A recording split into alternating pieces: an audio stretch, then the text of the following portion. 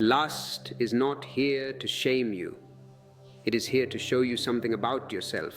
Every time you feel that pull, that hunger, that restlessness, it is existence knocking at your door saying, look deeper. But instead, you hide, you pray, you fight, you suppress, you never listen.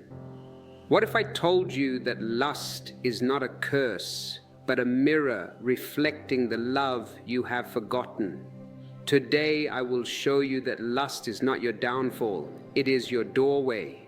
You will see that the very energy you have called sin can become your path to freedom. For lifetimes, humanity has tried to escape desire through religion, through guilt, through rigid control. Yet the fire keeps burning within. It burns because it is life itself.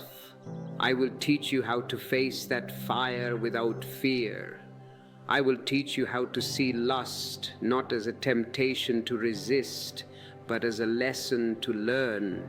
Listen carefully, because this is where you have missed the point for centuries. When you understand lust, it becomes love. When you condemn it, it becomes poison. You have been conditioned to feel ashamed of your own longing. The world has taught you to divide your spirit from your body, to call one holy and the other dirty. This division is the real disease. That is why people live in conflict, torn between prayer and passion, between the temple and the bed. I do not divide them. I say to you, both belong to the same sky. The one who understands lust can pray more deeply than any saint. The one who transforms it knows what true purity means. If these words are penetrating your heart, if you feel a stirring of truth that you have long denied, I invite you to subscribe to this channel. We are building a field of energy here, a communion of seekers who are ready to drop the mask. Join us. In this message, I will take you deep into the nature of lust, not as morality defines it, but as reality reveals it. We will explore why you feel this hunger, why you fear it, and why your resistance only feeds it. I will show you how the same energy that becomes lust can become love, meditation, even enlightenment. There is a secret hidden in your desire. And once you see it, you will never be the same again. Stay with me deep into this silence, because what begins as fire may end as light. You have been told all your life that lust is dangerous, something to control, to hide, to feel guilty about. You have been told that if you want to be pure, you must fight against this fire inside you. But here is what almost no one ever realizes. The moment you start fighting with your own energy, you have already lost. Because how can you win a war against yourself? What you call lust is not against you, it is part of you. It is not your enemy, it is your misunderstood friend. When you feel lust, what is really happening? Life itself is whispering through you. The same life that moves in the trees, that opens the petals of a flower, that makes the birds sing at dawn. Lust is simply the pulse of existence saying, you are alive. But religion came in and poisoned it. They told you that this natural rhythm was sin. They made you ashamed of the very force that created you. So you split yourself into body against soul, heaven against earth, and you began to live divided. That division is the root of all misery. A man who is divided can never be whole, never be peaceful. He is constantly at war, pulling in opposite directions. One part of him wants to pray, the other part wants to touch. One part wants to reach the divine, the other part wants to embrace life. And between these two, his being is torn apart. To heal this tear, we must support the transmission of truth. If you feel gratitude for this clarity, you can express it through the super thanks button below. It's a way of saying yes to the message, a way of participating in this flow of energy. I once knew a monk who had not looked at a woman for 20 years. He lived in a cave, austere, rigid, disciplined. He told me proudly, "Osho, I have conquered desire. I have defeated the beast." But I looked into his eyes, and they were not the eyes of a peaceful man. They were the eyes of a man who was starving. I asked him, "And what of your dreams?" He looked down. He admitted that every night his dreams were filled with women. In his waking life, he was holy. In his sleep, he was haunted. What he tried to kill followed him into his unconscious. And this is what repression does. It drives lust underground where it grows stronger, darker, and more dangerous. Repression is like trying to hold a river with your hands. The more you squeeze, the faster it escapes. The energy doesn't disappear. It only finds new, twisted ways to express itself. That is why those who condemn sex the loudest often end up obsessed with it. That is why guilt and perversion walk hand in hand. You cannot destroy life. You can only misunderstand it.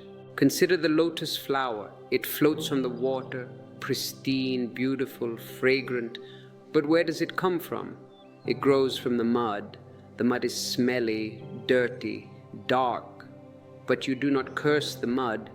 You honor it, because without the mud, there would be no flower. In the same way, the sacred grows from the soil of the sensual. The same energy that becomes lust, when understood, becomes love. And when refined further, it becomes prayer. But the beginning is always in the mud. So do not be afraid of your fire. Learn to know it. Don't try to silence it. Listen to it. Lust becomes dangerous only when you fight it or follow it blindly. But if you can just watch it, without judgment, without indulgence, something miraculous happens. Its poison turns into perfume. The same energy that once made you restless will begin to make you radiant. And when you see this clearly, something inside you relaxes for the first time. You stop apologizing for being human. You stop trying to escape your own nature. You start to live in harmony with the whole, and that is where the transformation begins. You see, the moment you stop calling it evil, you can finally start to hear what lust has been trying to teach you all along. It is not a sin to be burned by desire. It is a sin to stay asleep inside it. So let us go deeper now. What is lust really trying to show you? What is the hidden message behind that fire? Here is something most people completely miss. Lust isn't calling you toward another body. It is calling you back into your own being. The world has taught you to chase it outward, to believe that fulfillment lies in someone else's eyes, someone else's touch, someone else's approval. But that longing, that ache that seems to point toward another person is actually existence trying to bring you home. It is your own life force knocking from within, saying, "Wake up." There is something inside you that wants to be seen. Every time you feel desire, you are being shown a mirror. And in that mirror, what you see isn't the other. It is yourself reflected in the fire of longing. When you feel lust, your whole being trembles with energy. It feels like hunger, but it is not for food. It feels like thirst, but it is not for water. It is a deep, nameless calling to return to wholeness. Yet instead of listening, we chase the nearest object, a face, a form, a fantasy. And we forget that the object is only a symbol, a small spark that has awakened the great fire within us. That is why lust never satisfies, it only repeats. You meet one person, then another and another, and still the hunger remains. You can satisfy the body for a moment, but the soul stays empty because what you truly desire is not pleasure, it is peace. Have you ever noticed how, after the moment of passion, a strange silence follows? For an instant, your mind disappears, time stops. There is no you, no other, only being. That is why the moment feels so sacred, so intoxicating. But then the mind returns and the search begins again. You think you want another body, another experience. But what you are really craving is that silence, that moment when the walls fall away and you are simply present. Lust is the body's way of reminding you what presence feels like. The object is never the goal. The goal is that glimpse of wholeness. The man who runs after women or the woman who chases men, both are not searching for bodies. They are searching for union. They may not know it, but what they want is to be complete. Lust is the doorway through which life invites you to discover that completeness, not in another, but within yourself. Once I told a disciple, when you are thirsty, you think you want water, but what you really want is the end of thirst.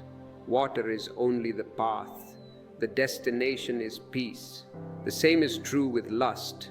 The body wants contact, but the soul wants union. The mistake is to confuse the two. That is why lovers are so restless.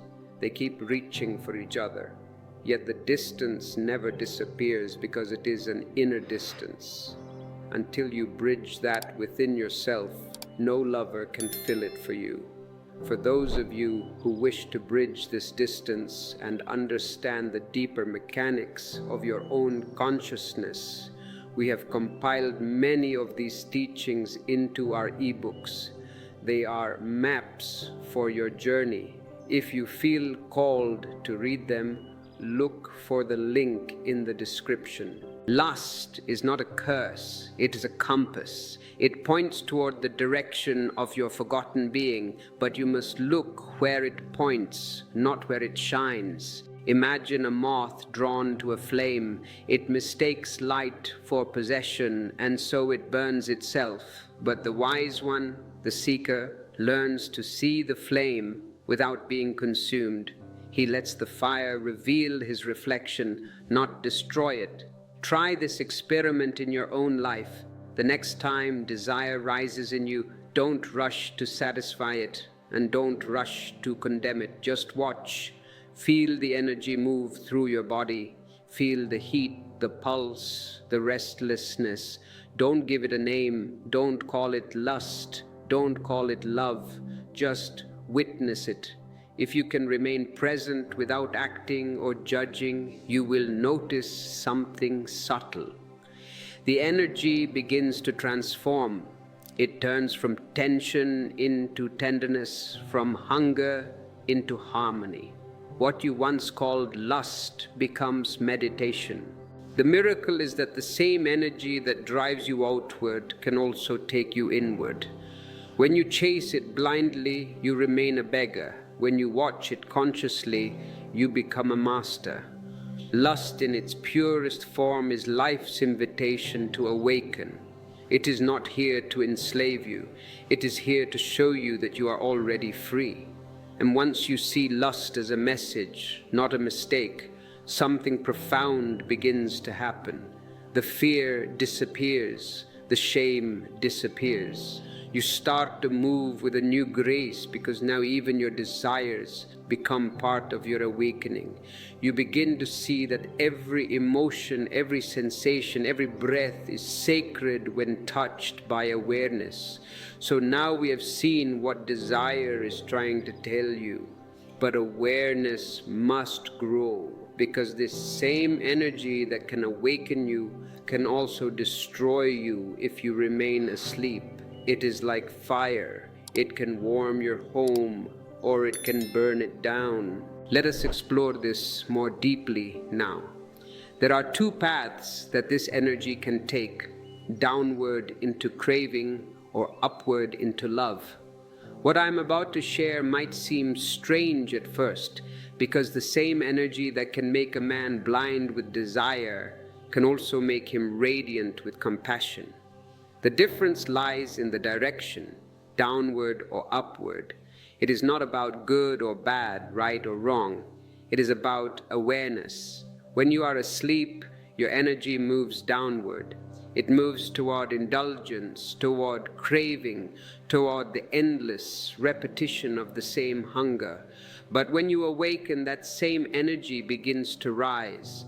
Lust slowly transforms into love, and love, if it is allowed to flower, becomes prayer. Let's first look at what happens when awareness is absent, what I call the downward flow. When you are unconscious, lust becomes mechanical. You seek satisfaction but find only emptiness. Pleasure fades before you can even taste it fully, and the mind immediately demands more. This is how addiction begins, not just to substances but to desire itself. You start living in a loop, always reaching, never arriving. The more you consume, the less alive you feel, because each act without awareness drains you of vitality. Lust without love becomes exhaustion, a kind of inner poverty. I have watched people live like this, running from one relationship to another, from one thrill to the next. They say they want love, but what they truly seek is escape. They are not in love with another person. They are in love with the distraction, the rush, the brief illusion of aliveness that fades as quickly as it comes. They live like the man drinking salt water. The more he drinks, the thirstier he becomes. Lust promises satisfaction, but delivers only a deeper longing. And what does society do? It feeds both extremes. On one hand, it tells you to indulge, to follow every whim, to consume bodies like products in a market. On the other hand, religion tells you to repress, to deny, to crucify your instincts. Both paths are blind. Both come from ignorance. Whether you drown in indulgence or dry up in repression, you remain unconscious. You cannot fight darkness with darkness. You can only light a lamp. The fire of lust is that lamp when you understand it. Without awareness, it burns. With awareness, it gives light. The energy itself is innocent. It takes the shape you give it. If you are finding value in this insight, share this video with someone who is struggling with guilt or confusion. Be a light for them. Click the share button and help spread consciousness. When you pour your awareness into this energy, it begins to transform. It becomes soft, compassionate, creative. The same fire that once made you restless becomes the warmth that heals others. But remember, transformation doesn't happen by fighting lust. It happens by watching it. The moment you begin to observe your desire, you are no longer a slave to it. You can feel it rising in your body, and yet a distance appears. You are the watcher, not the wave. And when awareness enters, something extraordinary begins. The same energy that used to pull you downward begins to rise. That is the second path, the upward flow. When lust becomes conscious, it changes its fragrance. The hunger for another becomes a celebration of being. You begin to see that love is lust purified by awareness. The energy is the same, only its direction has changed. In lust, you use the other as an object. In love, you meet them as a mirror. Lust says, "What can I get?" Love says, "What can I give?" Lust takes, love shares. Lust consumes, love creates. In true love, you no longer need the other to fill your emptiness because you are overflowing. You don't fall in love, you rise in love. And when love matures, it becomes prayer. Then even the presence of another is not necessary. You begin to feel a deep intimacy with existence itself. You look at a tree and it moves you. You watch the sky and tears come. The longing that once bound you to one person now opens you to the whole. Kabir once said, "The river that flows into the ocean becomes the ocean. When lust flows through awareness, it too becomes something vast and sacred. You can still touch, still feel, still celebrate the body, but now you do it with reverence, not hunger. It is like the flame of a candle.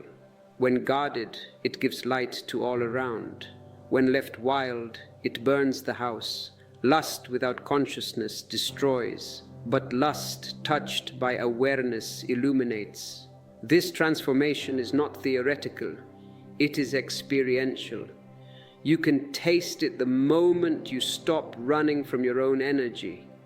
When you sit with it, breathe with it, and let it move through you without grasping or guilt, you will notice it starts to rise like a flame stretching upward. It passes through the heart and becomes tenderness, compassion, and ultimately stillness. Now the question arises, how do we make this transformation constant? How can lust become love and love become prayer in our daily life?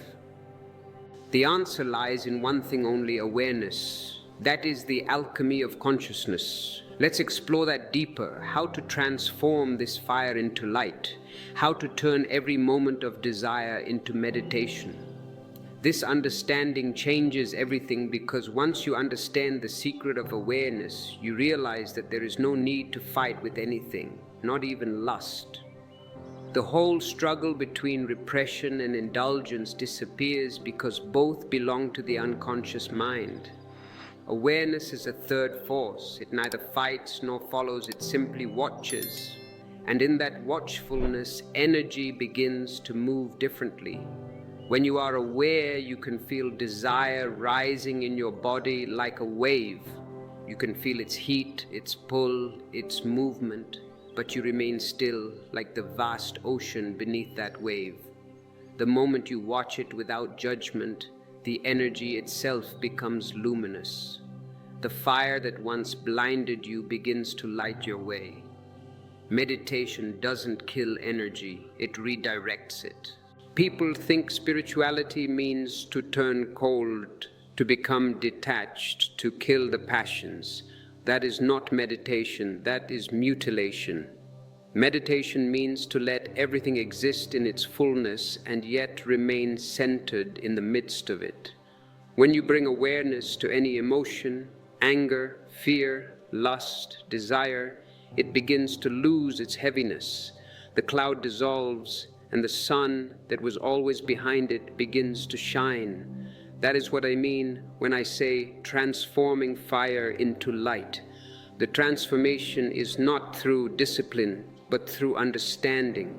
When you understand something totally, it ceases to be what it was. It becomes part of your freedom. Watch lust without judgment, and you will see it has a rhythm, a rise, a peak, a fall. Every wave of desire has a beginning, a middle, and an end. It is only because you have never allowed it to complete that it repeats endlessly. You get caught in the beginning, the thrill, the spark, the anticipation, and before it can dissolve naturally, you interfere. You either suppress it or you satisfy it too quickly, and the circle remains incomplete. That is why desire keeps coming back. It has never finished its course. Awareness allows it to complete. When you observe without doing anything, without interfering, the energy peaks and then dissolves into silence.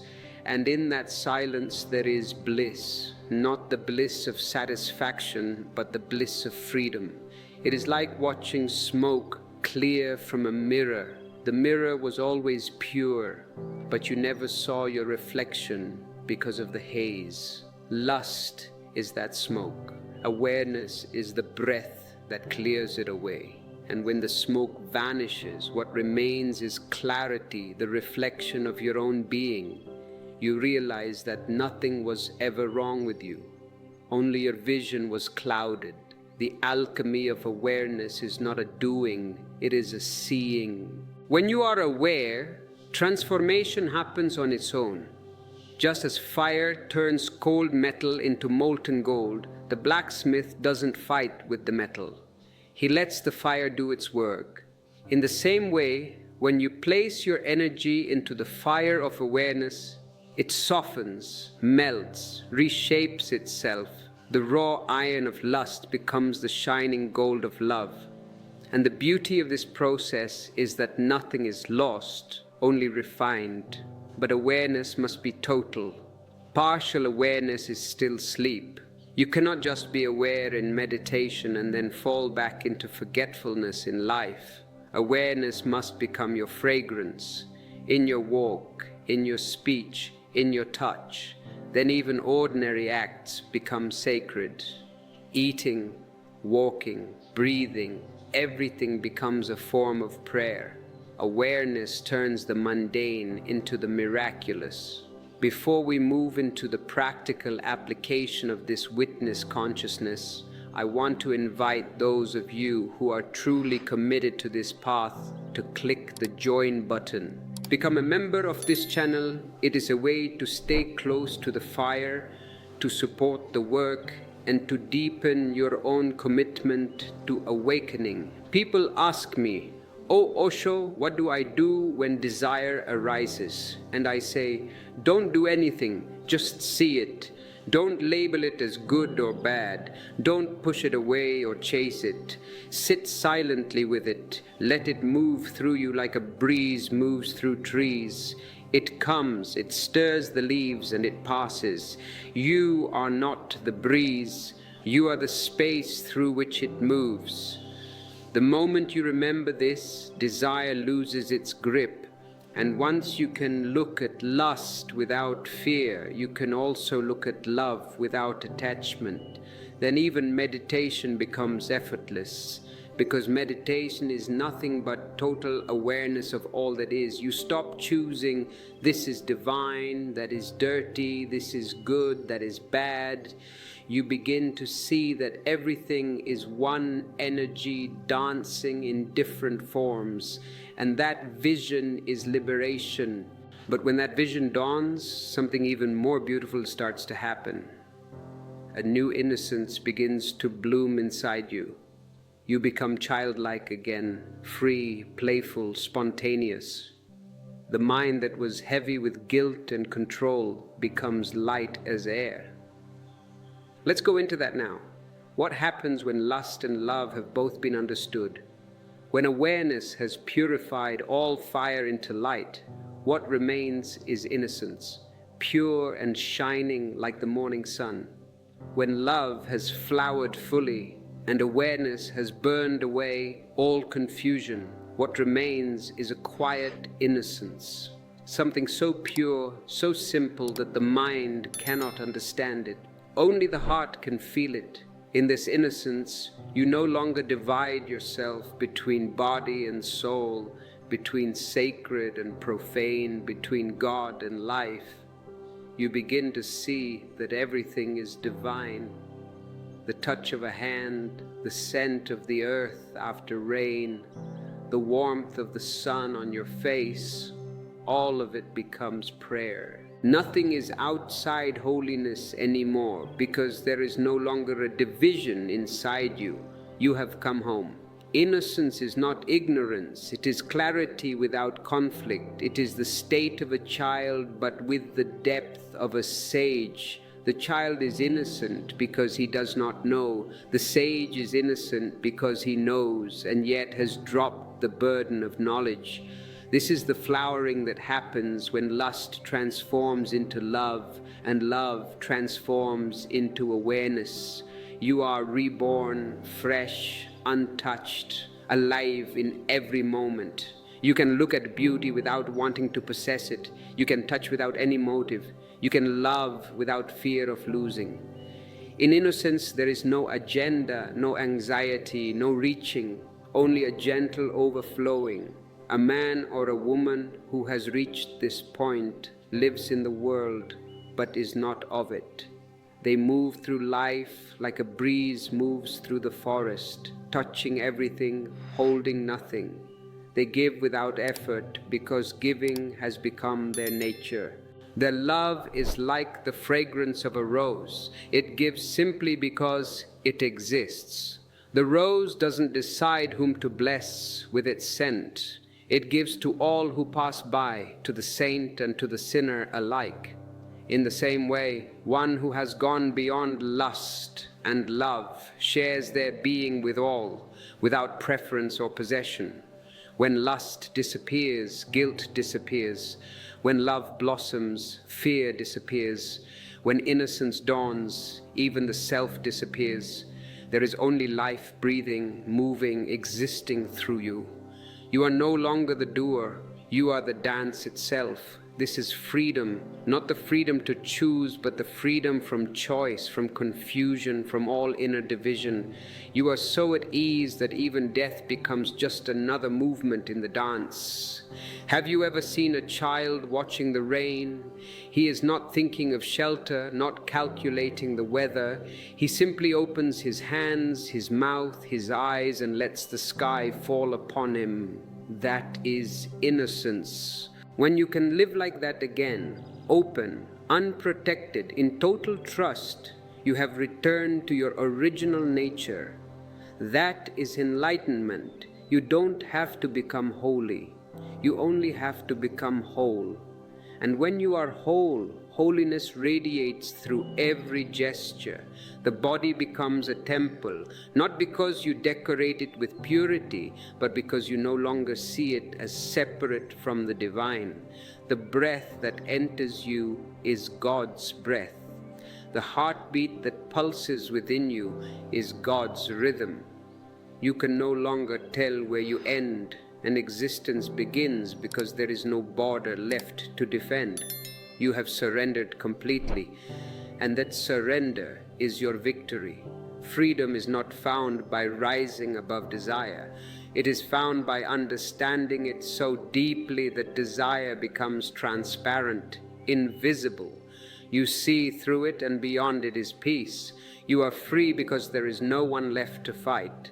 The ego that used to battle lust, that used to measure purity, that used to crave enlightenment, that too dissolves into silence. And in that silence, a fragrance spreads, the fragrance of innocence, of pure being, of unconditioned joy. So the circle completes. Lust was never your enemy. It was your teacher, your path, your doorway into consciousness. It led you into the fire so that you could find the light hidden inside it. When you stop running from lust and start listening to its message, you discover that it was love in disguise. And when love matures into awareness, it reveals the innocence that was always waiting beneath it all. Now you can finally rest, not in suppression, not in indulgence, but in understanding. You see the divine everywhere, in every form, in every breath, in every heartbeat. Lust brought you here. Love showed you the way. Awareness made you whole. And innocence is the fragrance that remains when the fire has turned completely into light. This is the beginning of a new kind of seeing. You came here believing lust was your prison, your enemy, your shame. And now you know it was never against you. It was your teacher in disguise, knocking at the door of your consciousness, asking to be understood, not resisted. What you have called sin was only life disguised as longing. What you have called impurity was just existence trying to remind you that you are still alive, that the flame within you still burns, waiting to become light. The door to freedom was never locked. You were simply facing the wrong way. You were staring at your shadow, frightened of it, instead of turning toward the sun. For so long you have been taught to run from your instincts, your passions, your body, your hunger, as if God lives somewhere else, far from the earth, untouched by it. But now you can see how false that is. The divine is not above you, it is within you. It is in your breath, in your blood, in the tremble of desire, and in the silence that follows it. Once you recognize that, there is no division left between the sacred and the sensual. Everything becomes a doorway. the eyes of your beloved, the song of the wind, the warmth of touch, all are gates through which you enter the infinite. This is the beauty of understanding. Nothing needs to be destroyed, only transformed. When you bring awareness to lust, it becomes love. When you bring awareness to love, it becomes prayer. And when awareness itself becomes complete, prayer dissolves into silence. That silence is the fragrance of truth, not the silence of emptiness, but of fullness, of contentment, of total acceptance. Do not fight your nature, understand it. Do not condemn your fire, learn to see its light. The moment you see clearly, you realize that life has never been against you. You were against yourself because you believed in someone else's idea of purity, someone else's definition of holiness. Now you can throw all that away. Be innocent again. Let your love be simple, your joy spontaneous, your silence deep. You are not a sinner. You are a seeker who lost the way because of fear. And now with awareness, you have found your path again. Every step you take in understanding brings you closer to your true home, the home that was never taken from you, the home you only forgot in your sleep. Wake up, and you will see that the same energy that once dragged you into the darkness now carries you into the light. And as you stand in this light, you might ask, "But Osho, the world is full of temptations, the mind is tricky. How do I maintain this watchfulness when the storm comes?" This is the vital question. It is easy to be peaceful in a temple, but how to be peaceful in the marketplace of desire? The answer lies in the specific techniques of the witness. You must learn how to separate the observer from the observed in the heat of the moment. Imagine you are walking down a street, and suddenly a beautiful face appears in the crowd. It strikes you like lightning. The eyes are caught, the heart beats faster, and the biological mechanism is triggered. In that split second, you are not conscious. You are a machine. The biology says reproduce. The mind says possess. And the ego says conquer. Now, what does the unconscious man do?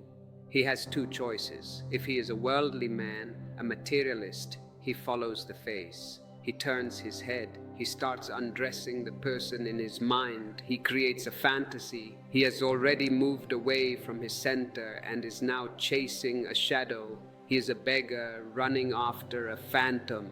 If he is a so-called religious man, a moralist, he does the opposite but falls into the same trap. He sees the beautiful face and immediately feels fear. He thinks, "This is a temptation. This is the devil." He quickly looks down at his feet. He starts chanting a mantra to distract himself. He forces his eyes away. But watch him closely. His eyes are looking down, but his mind is still looking at that face. He is suppressing. And remember, whatever you suppress, you imprint deeper into your subconscious. By running away, he has given that face power over him. So what does the man of awareness do? What is the third way? The man of awareness does not look away, nor does he run after. He simply looks. He acknowledges the beauty. He says to himself, "The flower is beautiful." But he does not try to pick it. He does not try to put it in his pocket. He enjoys the form, the grace, the life energy moving in that person, but he remains anchored in himself. The bridge is not built. The moment you say, "I want," the bridge is built and you cross over into misery. The moment you say it is beautiful and stop there, you remain a king in your own kingdom. You have appreciated the painting without trying to steal it from the gallery. This is the secret of the witness in the marketplace. You must learn to distinguish between appreciation and appropriation. Appreciation is divine. It is innocent. Appropriation is ugly. It is the root of lust. When you see a sunset, you don't try to pack it in your suitcase. You simply watch it. You drink it in, you let it overwhelm you, and then you let it go. Why can't you do the same with a beautiful man or a beautiful woman? Because you have an inner emptiness that you are trying to stuff with objects. You think, if I possess this person, I will be happy. If I have this body close to me, my loneliness will disappear. This is the great illusion. No one can take away your loneliness. They can only help you forget it for a moment. And when the moment passes, the loneliness returns, darker than before. If you're beginning to see how your own mind plays these tricks on you, if this analysis is waking you up, I invite you to click the like button. It is a small gesture, but it signals to the universe that you are ready for the truth. The witness sees the mechanism, he sees the biology reacting that is natural, that is just the body doing its job, but he does not identify with the body. He sees the mind creating a fantasy that is just old habit patterns, but he does not identify with the mind. He stands aloof, he smiles at the whole game, and in that smile lust evaporates, and what remains is a subtle joy. You enjoyed the beauty and you remained free. This is the art of living, but this requires great alertness. The sleep of humanity is deep. You have been asleep for millions of years. That is why I say you need a shock to wake up. You need to understand that your so-called love lives are mostly just mutual arrangements of gratification. You scratch my back, I scratch yours. You use my body, I use your money or your security or your attention. It is a transaction. Do not call it love. It is a market. And in a market, there is always conflict because everyone wants to give less and get more. That is why your relationships are battlegrounds. You are fighting for dominance. Who will control whom? Who will possess whom? Lust is possessive. It wants to hold, to grip, to own. And life cannot be owned. Life is a river. You cannot hold it in a bucket. If you try, the water goes stagnant. It dies. That is why marriage often becomes a grave. The love dies because you try to legalize it, to fix it, to chain it. You turned a poetry into a contract. I am not against marriage, but I am for love. If marriage grows out of love, good. But if love is sacrificed for marriage, then it is a sin. And usually people sacrifice love for security. They are afraid to be alone, so they cling to each other. And this clinging they call fidelity. It is not fidelity, it is fear. To move from lust to love, you must drop the fear. You must drop the need to possess. You must learn the language of freedom. Love says, I am happy that you are.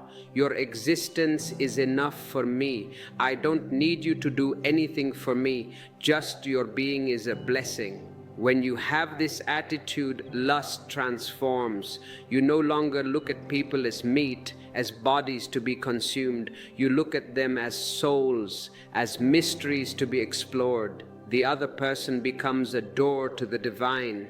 But to reach this state, you must do the work on yourself. You cannot demand this love from others if you are not radiating it yourself. You must become a generator of love, not a beggar. Most people are beggars. They are walking around with a begging bowl, asking everyone, please, give me a little love.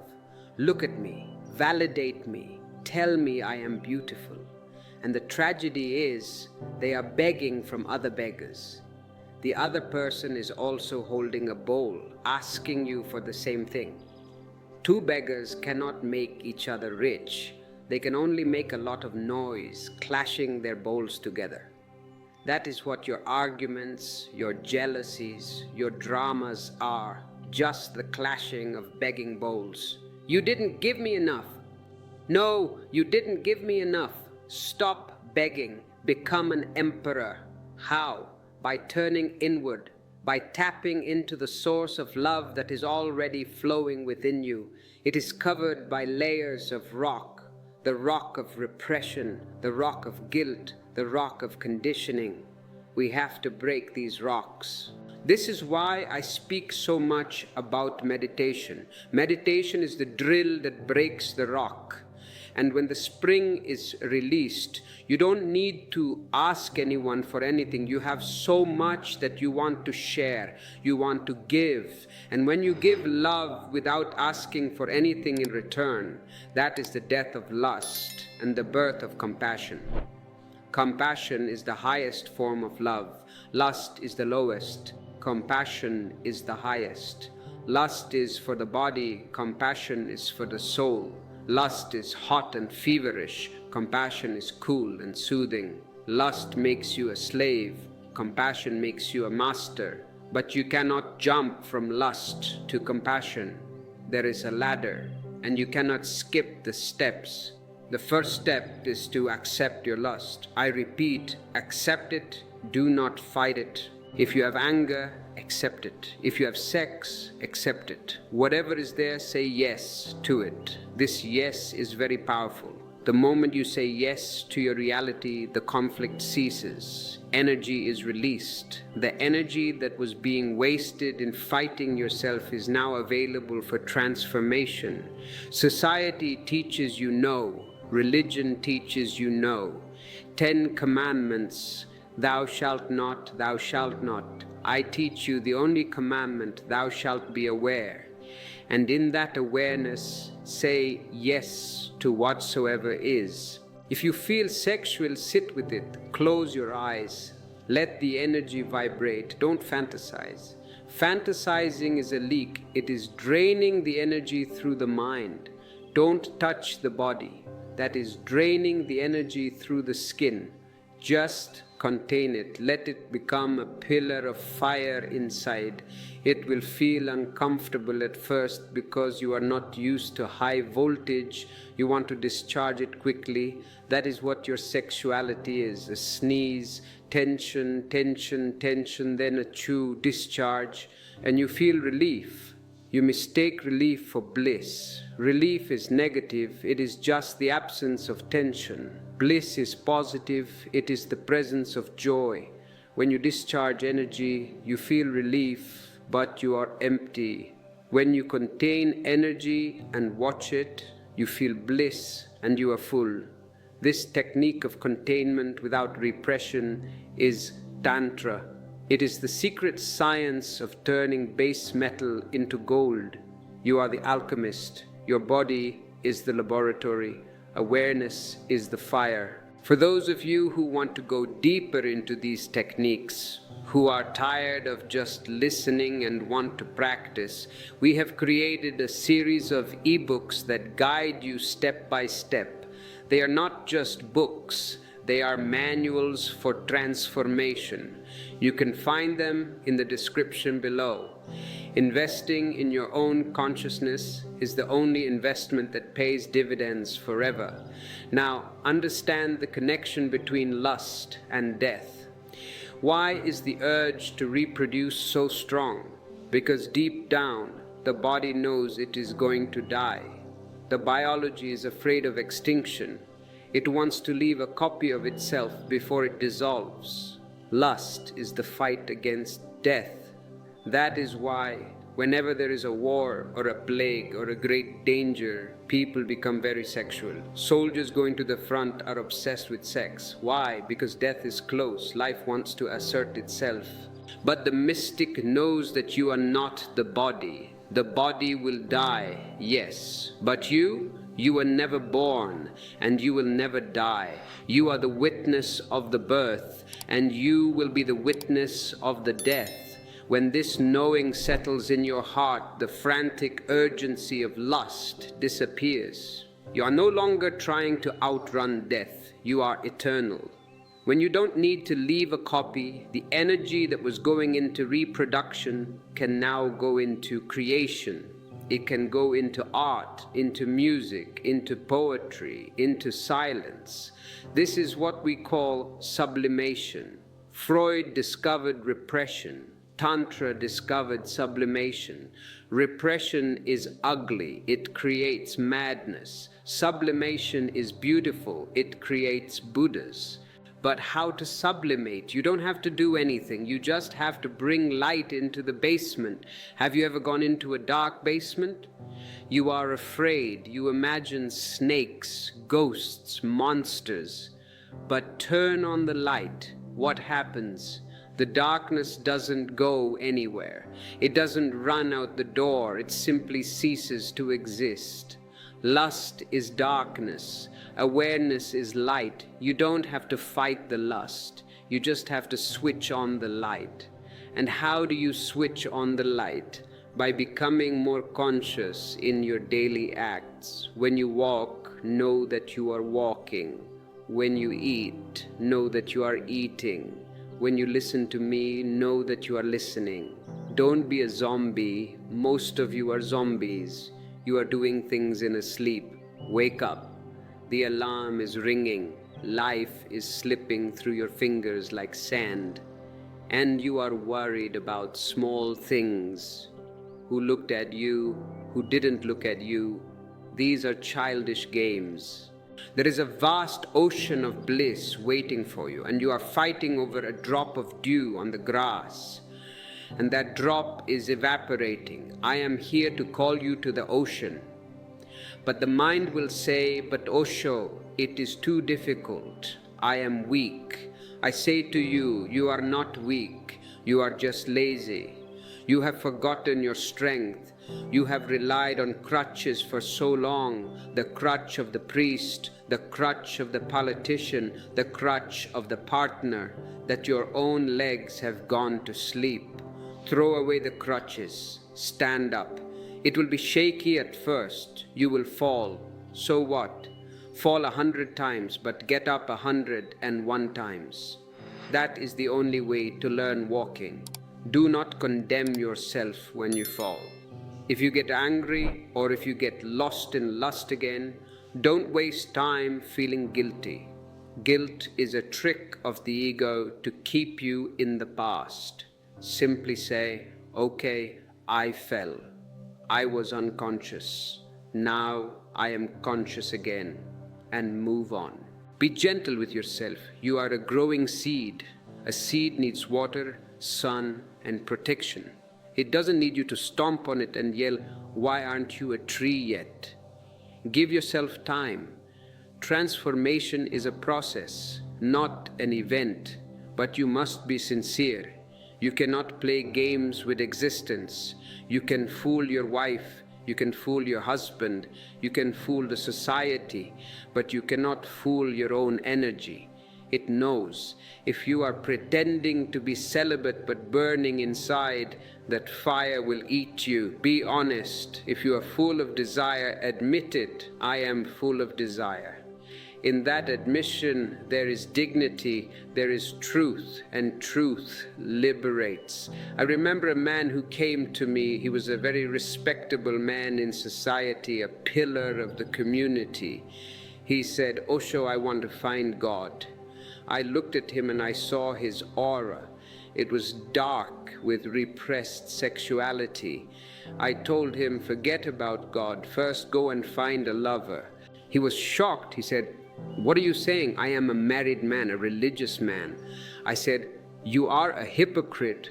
Your God is just a cover-up. You are not seeking God. You are seeking a father figure to forgive you for the sins you want to commit, but don't have the courage to commit. Go and live. Go and sin, if you want to call it sin, but do it with awareness. Sin committed with awareness is better than virtue performed in sleep, because a sin committed with awareness will teach you something. You will see its futility. You will drop it. But a virtue performed in sleep just inflates your ego. I am a good man. I am a holy man. That ego is the barrier. You must become liquid. The ego is ice, frozen, hard, defensive. Love is water, flowing, merging, soft. Lust is trying to melt the ice through friction. Love is melting the ice through warmth. When you are in love, deep love, have you noticed you disappear? For a few moments, the burden of I is lifted. That is why love is so addictive. It is the only time you feel weightless. But why wait for a lover to give you that feeling? Why be dependent? You can be weightless on your own. That is what meditation is, falling in love with your own solitude.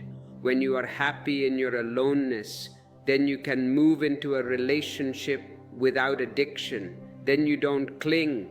And when you don't cling, the other person feels free. And when two free people meet, that is a celebration.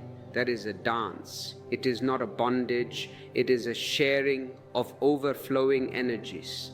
Now, listen to this carefully. The world teaches you to use people and love things. I teach you to use things and love people. But right now you're confused. You love your car, your house, your money. You are attached to them, and you use your wife, your husband, your children. You use them for your comfort, your status. Reverse this. Let things be things. Use them, enjoy them. They are for your utility, but never use a person. A person is an end in themselves, never a means to an end. This is the golden rule of consciousness. When you approach someone with lust, you are using them. You are reducing them to a commodity, that is violence. It may look like love, you may use poetic words, but if the intention is to take, it is violence. When you approach someone with love, you are honoring them, you are serving them. And in that service, you are served. In that giving, you receive. It is a law of existence. What you give returns to you 1,000-fold. Give lust, and you will be surrounded by lustful, greedy people. Give love, and the whole existence showers love upon you. You create your own world. You are the architect of your destiny. Do not blame your parents. Do not blame the society. Take responsibility. The moment you take responsibility, you take power back into your own hands. If you are feeling the power of these words, if you feel a shift happening in your perspective, consider becoming a member of this channel. Click the join button. It is a commitment to your own growth, a way to say, I am ready to take responsibility. So we have spoken about the street, the market, the mirror, and the witness. We have spoken about the difference between relief and bliss. Now let us move to the subtleties of the mind. The mind is a great deceiver. It can dress lust up in very spiritual clothes. It can say, oh, this is my soulmate. We have a connection from past lives. It is our destiny to be together. Be very careful. This is often just biology playing a trick. The biology is very clever. It knows you are spiritual, so it uses spiritual language to get what it wants. Always check the root. Is there calmness? Is there clarity? Or is there fever? If there is fever, it is lust. If there is a cool breeze of silence, it is love. The fever makes you blind. Love gives you eyes. I want you to have eyes. I want you to see things as they are. The body is beautiful. It is a temple of the divine. There is nothing wrong with the body. The problem arises when you think you are the body, you are in the house, but you are not the house. Take care of the house, paint it, keep it clean, enjoy it. But remember, one day you will have to leave it. Don't get so attached to the walls that you forget the guest who lives inside. The guest is eternal. When you look at another person, try this exercise. Shift your focus. Instead of looking at their shape, their curves, their face, look into their eyes, and not just at the eyes, but through the eyes. Look for the guest inside them. Suddenly, the quality of the energy changes. You are no longer a hunter, you are a greeter. You are meeting soul to soul. The body becomes secondary. It is still there. It is still beautiful, but it is no longer the main point. The bridge has been raised to a higher level. This is how you spiritualize your relationships. not by going to the church together, but by looking at each other with this depth. And what happens when you do this? The other person feels seen. For the first time, maybe in their whole life, someone has really seen them. Not their body, not their mask, but them. This is the greatest gift you can give to anyone, the gift of recognition. And when you give this gift, they will respond, they will drop their defenses, they will become vulnerable. And in that vulnerability, intimacy happens. Intimacy. You let them see into you and you see into them. No secrets, no hiding. That is the only way to merge. But we are afraid of intimacy. That is why we settle for sex. Sex is easy. You can have sex and remain strangers. In fact, most people prefer it that way. If you really know the person, it becomes difficult to just use them as a body. So we keep a distance. We turn off the lights, we don't look into the eyes, we want the friction, the sensation, but we don't want the connection. Because connection is dangerous, it demands change. If you really connect with someone, you will have to change. You will have to adjust, to yield, to understand. The ego hates to yield. The ego wants to stay rigid. So the ego chooses lust over love. Lust is safe for the ego. Love is death for the ego. Choose love. Choose death of the ego. It is painful in the beginning, like a birth is painful. But the outcome is a new life. You are standing at a crossroads. Every moment is a crossroads.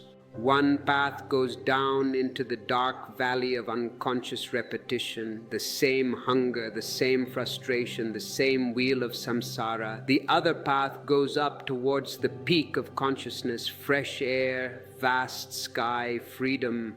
I cannot walk the path for you. I can only point my finger, but you have to move your feet. And the first step is to stop judging yourself. Drop the word sinner, drop the word guilty. These are heavy stones tied to your legs. Cut the rope. You are not a sinner, you are just asleep. And sleep is not a crime, it is just a state. You can wake up. In fact, you are already waking up. The very fact that you are listening to this, that you have stayed with me this far, shows that the sleep is thinning. The dream is breaking. You are tossing and turning. Good. Let the dream break. It may be a sweet dream or a nightmare, but it is still a dream. Reality is far more beautiful than any dream. Reality is God, and God is not a person sitting on a cloud. God is this energy, this moment, this pulse of life. When you feel lust, that is God's energy. When you feel love, that is God's energy. When you feel silence, that is God's energy. It is all Him or it or her. Words don't matter. The source is one. So celebrate the source in all its forms. Now we must go even deeper. We must look at the mind's tendency to create problems where there are none. The mind loves problems. If you don't have a problem, the mind is restless. It will invent one. Am I spiritual enough? Is my chakra open? Is my kundalini rising? Relax. The grass grows by itself. You don't have to pull it up to make it grow faster.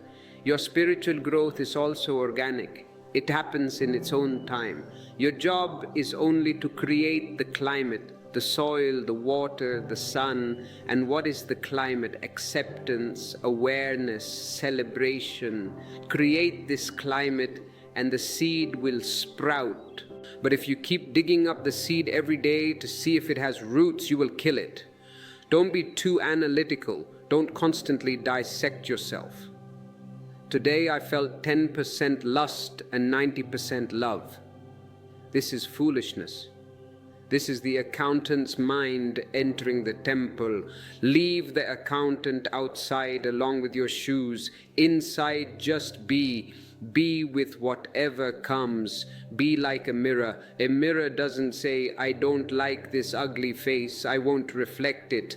And it doesn't say, oh, a beautiful face, I will hold on to it. It reflects both equally.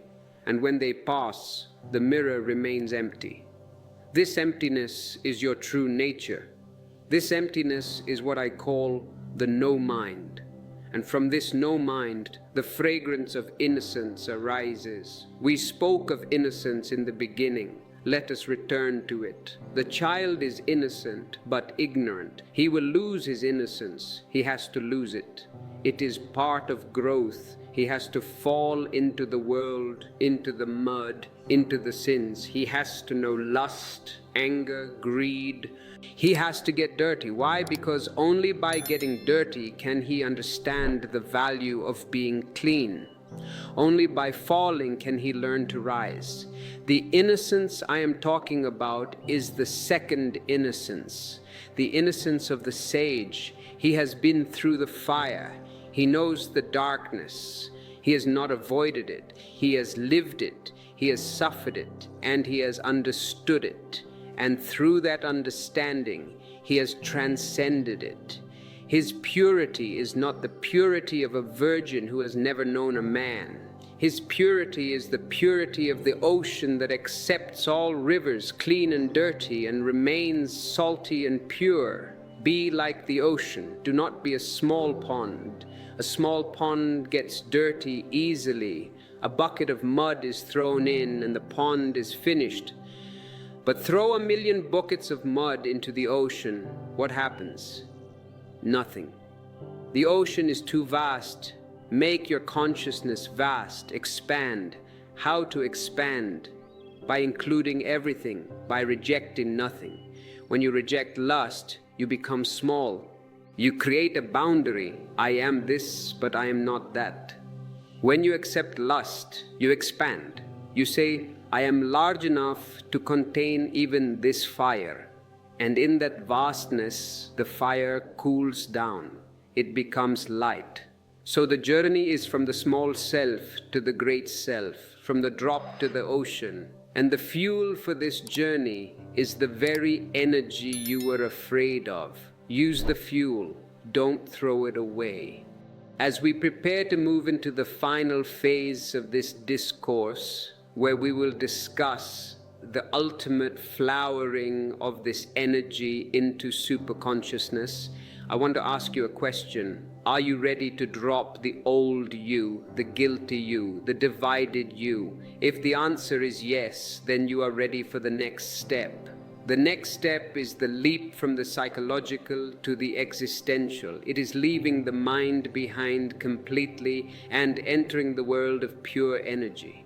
Imagine that you are no longer a solid body, but a pillar of light. Everything is vibrating. The lust is just a vibration. The love is a higher vibration. The prayer is the highest vibration, but it is the same scale. You are the musician. You can play the low notes. That is okay. They have their place. But why get stuck on the low notes? Why play only the bass drum all your life? Life is a symphony. Play the flute too. Play the harp. Move the energy up. How to move it up. We will discuss the specific method of the inner flute in a moment. But before that, recognize that your instrument, your body and mind must be tuned. If the strings are too loose, no music. If they are too tight, they break. Buddha called it the middle way. Not too loose, not too tight, not indulgence, not repression, just right. Tuning your instrument requires sensitivity. You have to listen to your body. Is it heavy? Is it toxic? Is it tired? Listen to your mind. Is it noisy? Is it obsessive? Listen to your heart. Is it closed? Is it hurt? Tune them with patience, with love. If you abuse your body with bad food, bad habits, how can you expect it to support high consciousness? If you fill your mind with junk, from the television, from the newspapers. How can you expect silence? You have to be a gardener. Weed out the junk. Plant roses. It is work. It is not magic. It is a discipline, but it is a joyful discipline. And now, as we stand on the threshold of the ultimate understanding, remember this: you are not alone. Existence is supporting you. The sun rises for you. The trees breathe for you. The whole universe is conspiring to wake you up. Why would it do that? Because you are part of it. When you wake up, a part of the universe wakes up. When you celebrate, existence celebrates through you. You are essential. Never think you are accidental. You are needed. Without you, this existence would be less. There would be an empty chair. A song would be missing. So honor yourself. And in that honor, let the transformation happen. Now let us look at the final transformation, the moment when the dewdrop slips from the lotus leaf into the lake and becomes one with the lake. In that moment, the dewdrop is gone. But is it really gone? No, it has become the lake. It has lost its tiny boundaries, its small definition, its name, its form, but it has gained the infinite. It is now vast, deep, eternal. This is the fear of the ego. The ego says, if I surrender, I will disappear. And the ego is right, you will disappear. But the ego is also wrong because it does not know what comes after the disappearance. It thinks disappearance is death. It does not know that disappearance into the whole is the only true life. Lust is the dewdrop trying to cling to the leaf. It is afraid to fall. It holds on tight. This is my leaf, it says. This is my identity. But the sun is rising and the wind is blowing. The leaf will dry up, the dewdrop will evaporate. Holding on is futile. Meditation is the courage to let go. It is the courage to slip into the unknown. And the moment you slip, the moment you let go of your grip on the small pleasure, the great bliss opens its arms to you. You have been satisfied with small pleasures for too long. A little sex, a little food, a little power, a little fame. These are toys. They are plastic rattles for children. They make a noise. They distract you for a while, but they do not nourish you. You cannot eat the plastic rattle. Your soul is starving. I want you to throw away the toys. I want you to claim your inheritance. You are the heir to the kingdom of light, and you are playing in the mud. Rise up. Let's talk about this rising. We spoke of the energy moving upward. In the ancient traditions of the East, they mapped this journey very carefully. They called it the rising of the Kundalini. But forget the technical words. Words can become traps. Just understand the simple mechanism. Your body has different centers. The lowest center is the sex center. It is concerned with survival and reproduction. It is biological. It is necessary. Without it, you would not be here. So be grateful to it, but do not build your house there. It is a basement. Use the basement. Keep your tools there, but live in the upper stories where the sun comes in. When the energy is stuck in the sex center, it becomes lust. It goes round and round like a dog chasing its tail. It creates friction, heat, and then dissipation. But if you apply the heat of awareness, that watching we talked about, something changes. The energy starts to evaporate. It becomes lighter. It starts to rise up the spine. As it passes through the heart center, it transforms. The heat becomes warmth. The friction becomes flow. The taking becomes giving. This is where lust becomes love. But the journey is not over. Love is beautiful, but it is still directed towards someone. It is still a relationship. There is still a me and a you. The duality remains. the energy must rise higher. It must reach the highest peak, the crown of the head. When it arrives there, it explodes, it flowers. This is what the mystics call the 1,000-petaled lotus. At this stage, love transforms into prayer. Not the prayer you do in church, give me this, give me that. No, prayer is not a demand. Prayer is a state of gratitude. It is a silence so deep that it speaks. When the energy reaches here, you are no longer loving someone. You are love. You radiate love like a lamp radiates light. It doesn't matter if anyone is there to receive it. If you are alone in a room, you are love. If you are in a crowd, you are love. It has become your nature. This is the goal. From lust to love, from love to prayer. It is the same energy, just refined.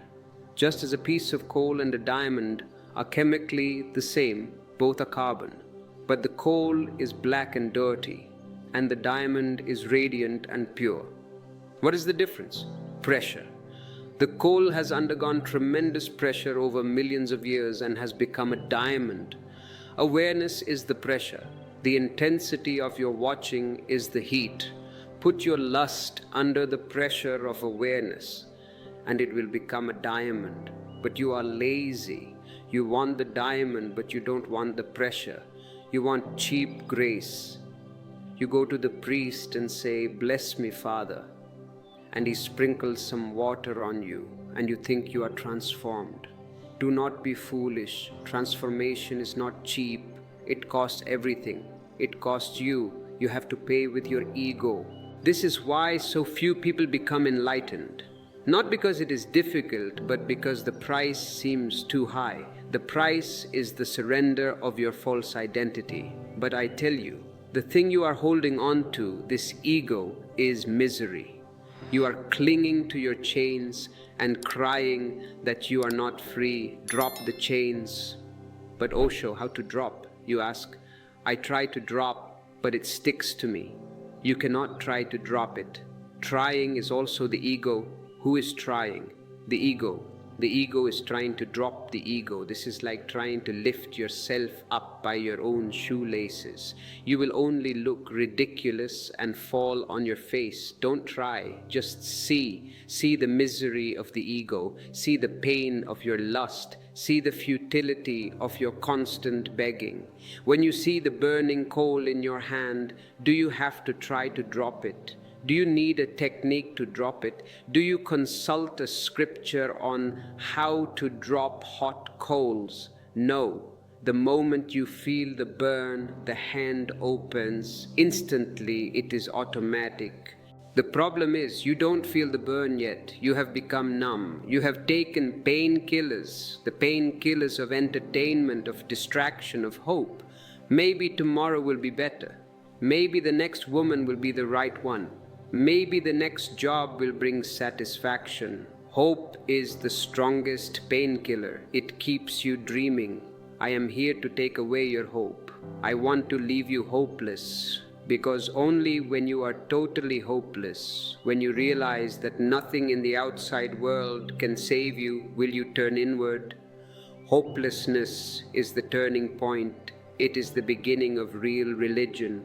If you are feeling this hopelessness, do not run from it. Stay with it. It is a fire. Let it burn your illusions. And if you want support in this burning, if you want to understand the maps of this inner territory so you don't get lost in the smoke, I recommend you read our ebooks. They are designed to guide you through the dark night of the soul into the morning. You can find them in the description. Now, let us look at the spiritual ego. This is a very dangerous trap. The mind is very cunning.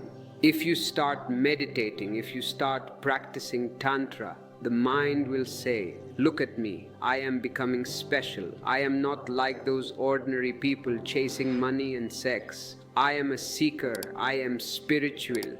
And suddenly you feel superior. You look down on others. The moment you look down on anyone, you have fallen, you have missed the point completely. Spirituality is not about being special. It is about being ordinary, extraordinarily ordinary. It is about realizing that the sinner and the saint are made of the same stuff. The sinner is standing in the mud, the saint is standing on the dry bank. That is the only difference. And the saint was once in the mud, and the sinner can step onto the bank at any moment. Never judge. Judgment strengthens the ego. Compassion dissolves the ego. If you see someone lost in lust, have compassion.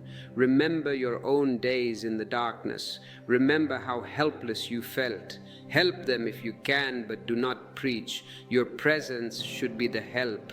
Your vibration should be the message. Words are cheap. Being is expensive, and be careful of half knowledge. You read a book on tantra, you learn a few techniques, how to delay ejaculation, how to breathe in a certain way, and you think you have become a master. You have only become a technician. Tantra is not technique, it is love, it is prayerfulness. If you use the technique without the love, you are just manipulating the body. You are turning the body into a machine for pleasure. This is not spiritual. It is purely mechanical, and it will leave you even more empty than before. The technique is only a support. The essence is the heart. If your heart is not melting, if tears of gratitude are not flowing, then throw away your techniques. They are useless. Better to be a simple, loving person with no knowledge of yoga than to be a rigid, loveless yogi who can stand on his head for hours. What is the point of standing on your head if your mind is still full of garbage? Now the garbage is just upside down. Be simple. Simplicity is the highest sophistication. Let's go back to the bedroom, because that is where the battle is fought for most of you. You are with your partner. Desire arises. What do? Usually you rush. You want to get to the peak. You treat the foreplay as a hurdle to be jumped over quickly. You are goal-oriented. Drop the goal. There is nowhere to go. This moment is it. Touch your partner as if you are touching God.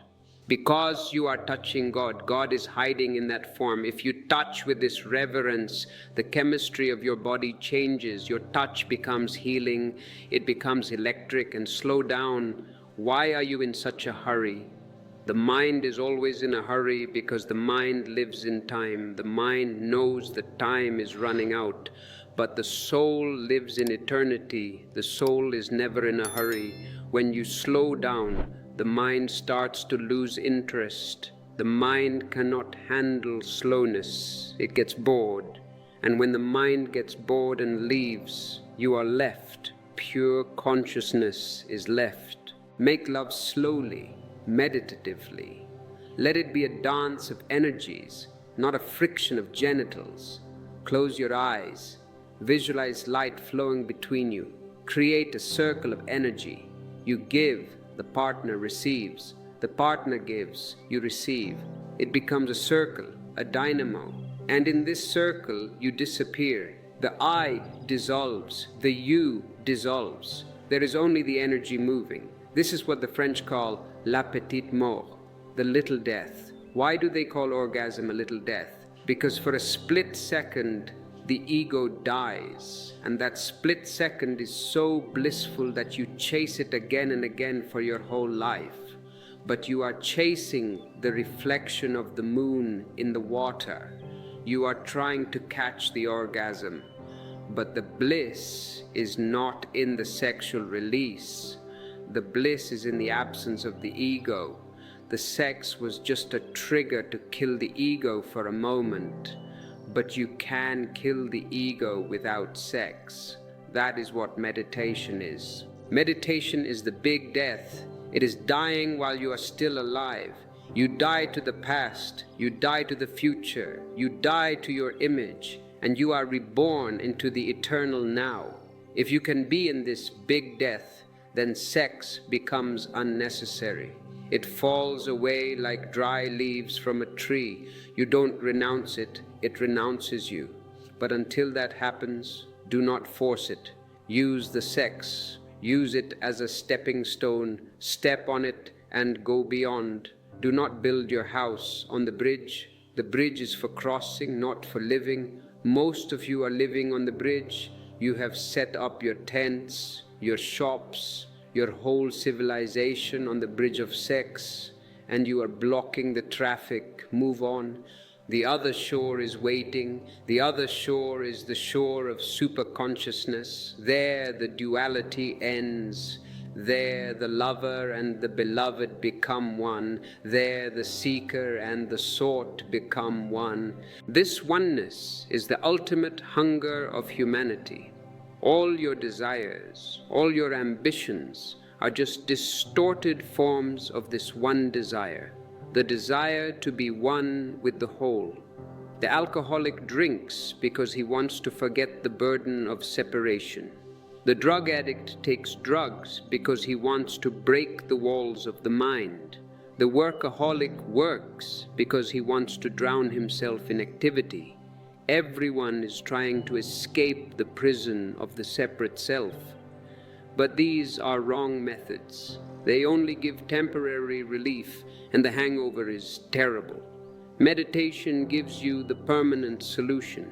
It destroys the prison walls, and it does it not by making you unconscious like alcohol, but by making you superconscious. You become so alert, so awake, that the walls cannot exist.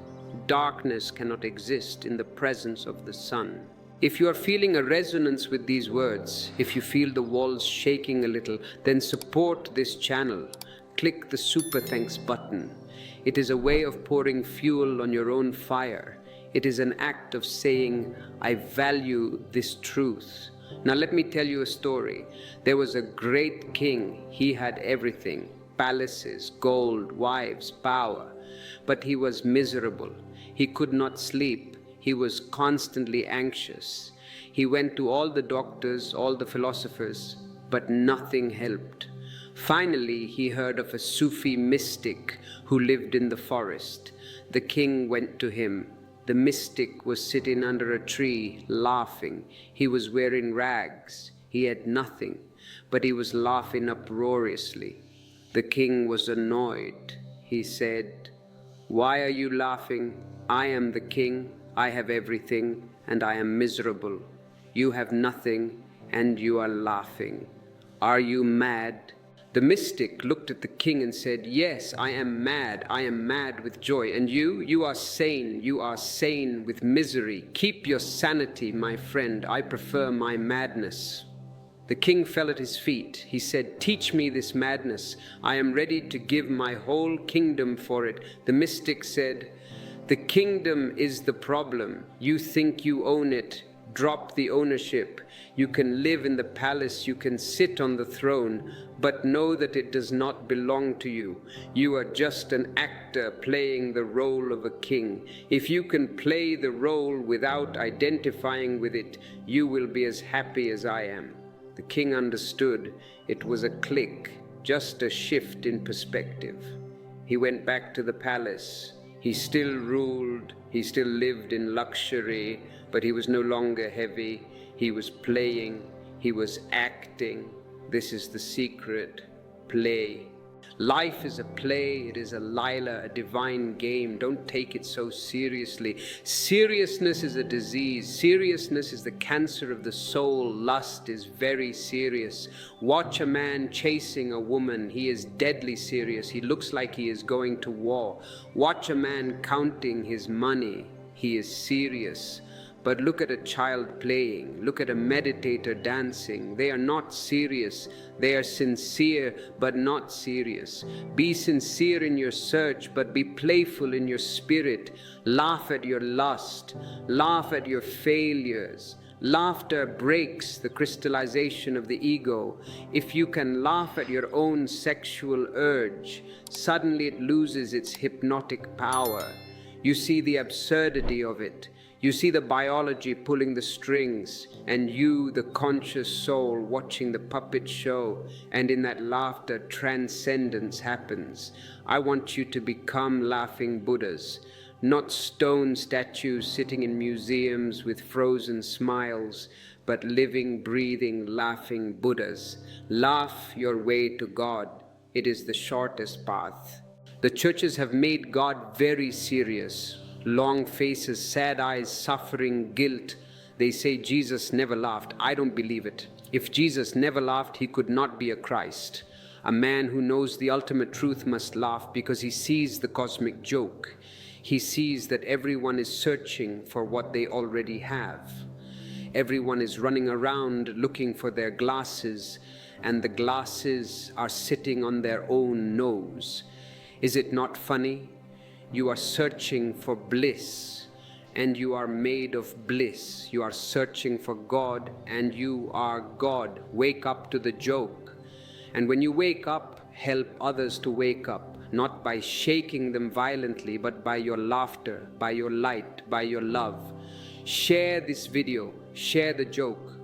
Click the share button and send this to your friends who are taking life too seriously. You might just save them from a heart attack, or worse, a soul attack.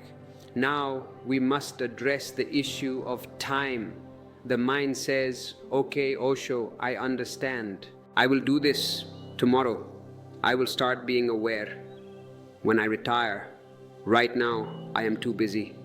This is the greatest trap. Tomorrow never comes. It has never come. Whenever it is always now. Life is always in the present tense.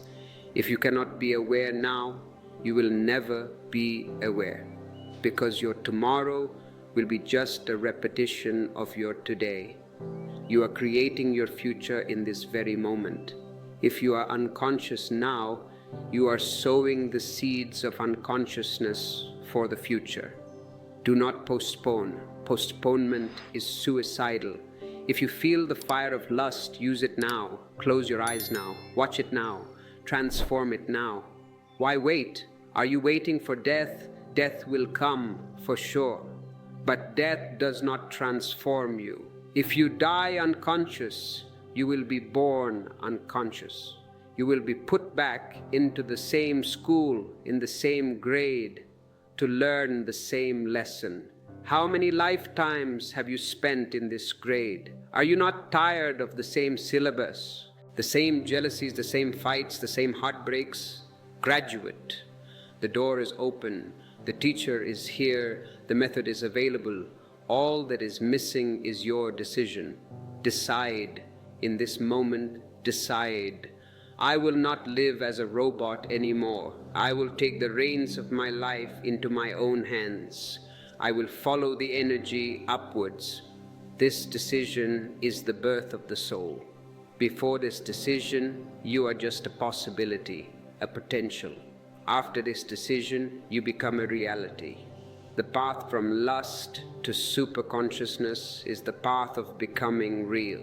It is the path of authenticity. Society wants you to be fake. It wants you to wear a mask. It wants you to smile when you are angry, to be polite when you are bored, to say, I love you when you feel nothing. Rebel. My sannyasins are rebels. Not rebels with guns, but rebels with awareness. They refuse to be fake. They refuse to live a lie. If you feel lust, say, I feel lust. Don't hide it under the word romance. Be true. Truth is the sharpest sword. It cuts through the jungle of lies. And when you are true to your lust, you will be true to your love. And when you are true to your love, you will find the door to the divine. The divine loves truth. It cannot enter a house full of lies. Clean your house and remember, you are not doing this just for yourself. You are doing this for the whole of humanity, because we are all connected. We are one consciousness. If one person wakes up, the whole level of human consciousness rises a little bit. You are responsible for the whole world. If you remain asleep, you are adding to the darkness of the world. If you wake up, you are adding to the light. Be a light unto yourself. Apodipo Bhava. This was the last message of Buddha. Be a light unto yourself. Do not depend on me. Do not depend on scriptures. I can only show you the way. I cannot walk it for you. But the walking is beautiful. It is an adventure. It is the greatest adventure. Why climb Mount Everest? It is just rocks and snow. Climb the Everest within. Climb the spine. Go to the seventh chakra. The view from there is magnificent. From there you can see the whole cosmos. And you will see that you are not separate from it. You are the cosmos, you are the stars, you are the moon, you are the trees, you are the rivers. It is all you. This realization is super consciousness, and it starts with that humble, dirty, condemned thing called lust. Do not kick the ladder. Respect the first rung. Lust is the first rung. God is the last rung. It is the same ladder. Now, as we prepare to enter the next phase of our journey together, we need to talk about the obstacles, because the mind will fight back. The ego will not die quietly. It will scream, it will kick, it will create doubts. Is this real? Am I going crazy? What will people say? We need to prepare you for this battle. The dying of the ego is a chaotic process. It is a revolution. And you need armor. What is the armor? Silence. How to cultivate this silence in the middle of the noise. How to carry a portable paradise with you wherever you go. This brings us to the technique of the invisible cloak. Imagine that you are surrounded by a shield of energy. A shield not made of iron or steel, but of silence. This silence is your protection. When you are silent, the insults of the world pass right through you. They cannot hit you because there is no one there to be hit. The ego is the target. If the ego is absent, the arrow passes through empty space. This invisible cloak is woven from your own awareness. Every moment you spend watching your breath, watching your thoughts, watching your desire, you are weaving this cloak. It is subtle, but it is stronger than any armor the world will try to provoke you. The marketplace depends on your provocation. The advertisers, the politicians, the priests, they all want to hook your ego. They want you to feel lacking. They want you to feel hungry. Buy this car and you will get the girl. Follow this commandment and you will get heaven. They are all selling the same thing. Hope for the future to cover up the misery of the present. But the man wearing the cloak of silence laughs. He sees the game. He does not need the car to feel complete. He does not need the promise of heaven because he carries heaven within him. He is content, and a content man is dangerous to the society. You cannot manipulate him. You cannot send him to war. You cannot make him a slave. He is free. This freedom is what lust is actually seeking, but it is looking in the wrong direction. Lust thinks freedom comes from conquering many bodies, but that is not freedom. That is just a bigger prison. True freedom is needing nothing. Now, I want to introduce you to a concept that is very dear to my heart, Zorba the Buddha. For centuries, humanity has been schizophrenic. We have divided life into two. On one side is Zorba the Greek, earthy, sensual, drinking, dancing, loving, singing. He enjoys the body, he enjoys the matter, but he has no soul, he is shallow. On the other side is Gautama the Buddha, silent, meditative, sitting under the Bodhi tree, eyes closed, transcending the world. He has a soul, but he has lost the body. He is deep, but he is dry. The religions have told you, you must choose. If you want to be a Buddha, you must renounce the Zorba. You must hate the world, hate the body, hate the woman, hate the money. If you want to be a Zorba, you must forget the Buddha. You must be a materialist, an atheist. I say to you, do not choose. Choice is the misery. Why be half? Why be poor? I want you to be rich in both worlds. Be a Zorba and be a Buddha. Enjoy the food, enjoy the love, enjoy the sun, dance in the rain, be totally Zorba. And in the very center of your dance, remain absolutely still. Be totally Buddha. This is the new man. This is the synthesis, and this is the only way to transform lust.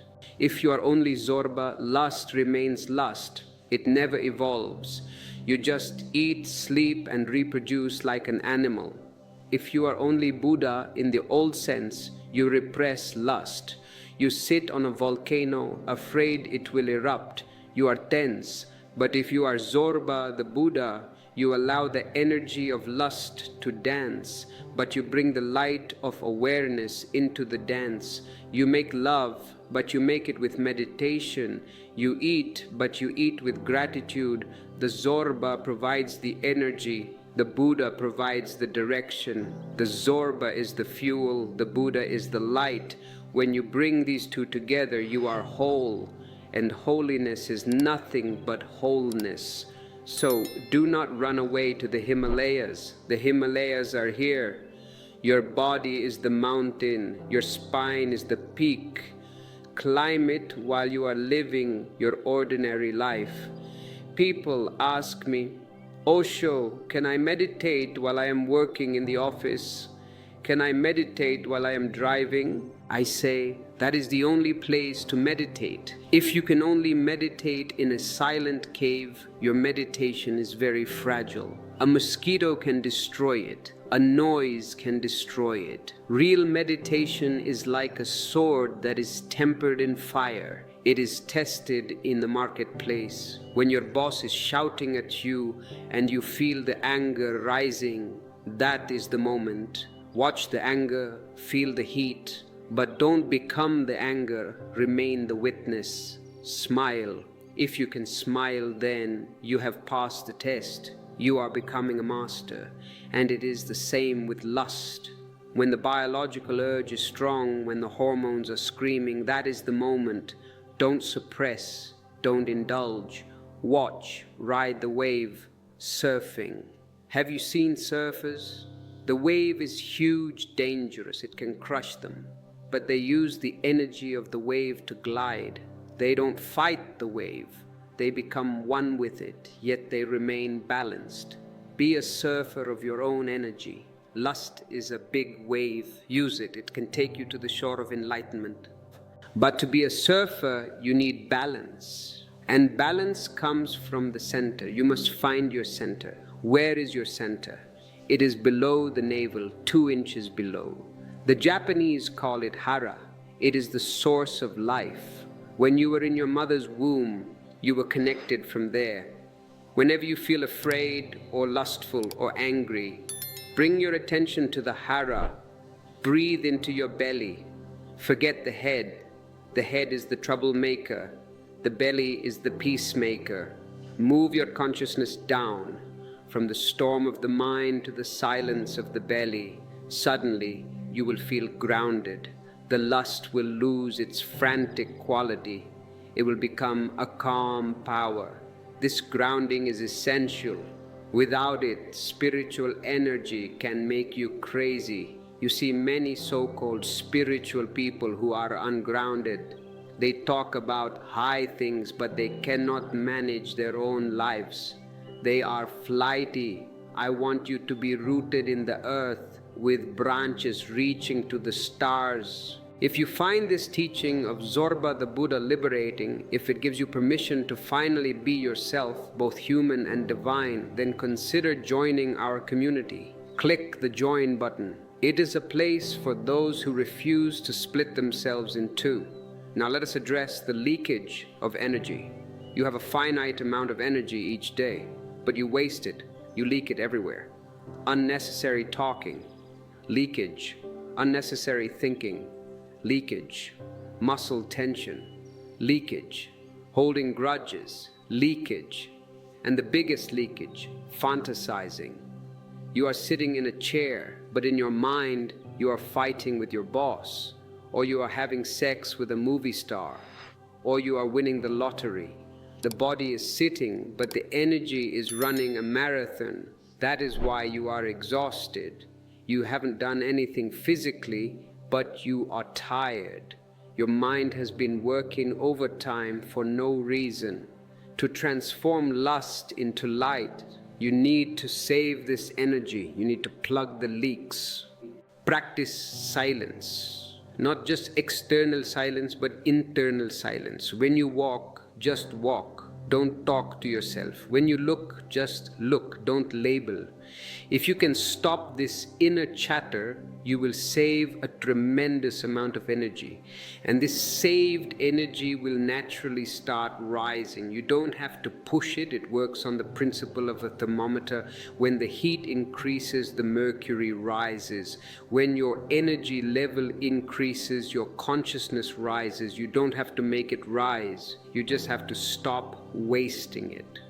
Lust is often just a release of excess energy that you don't know what to do with.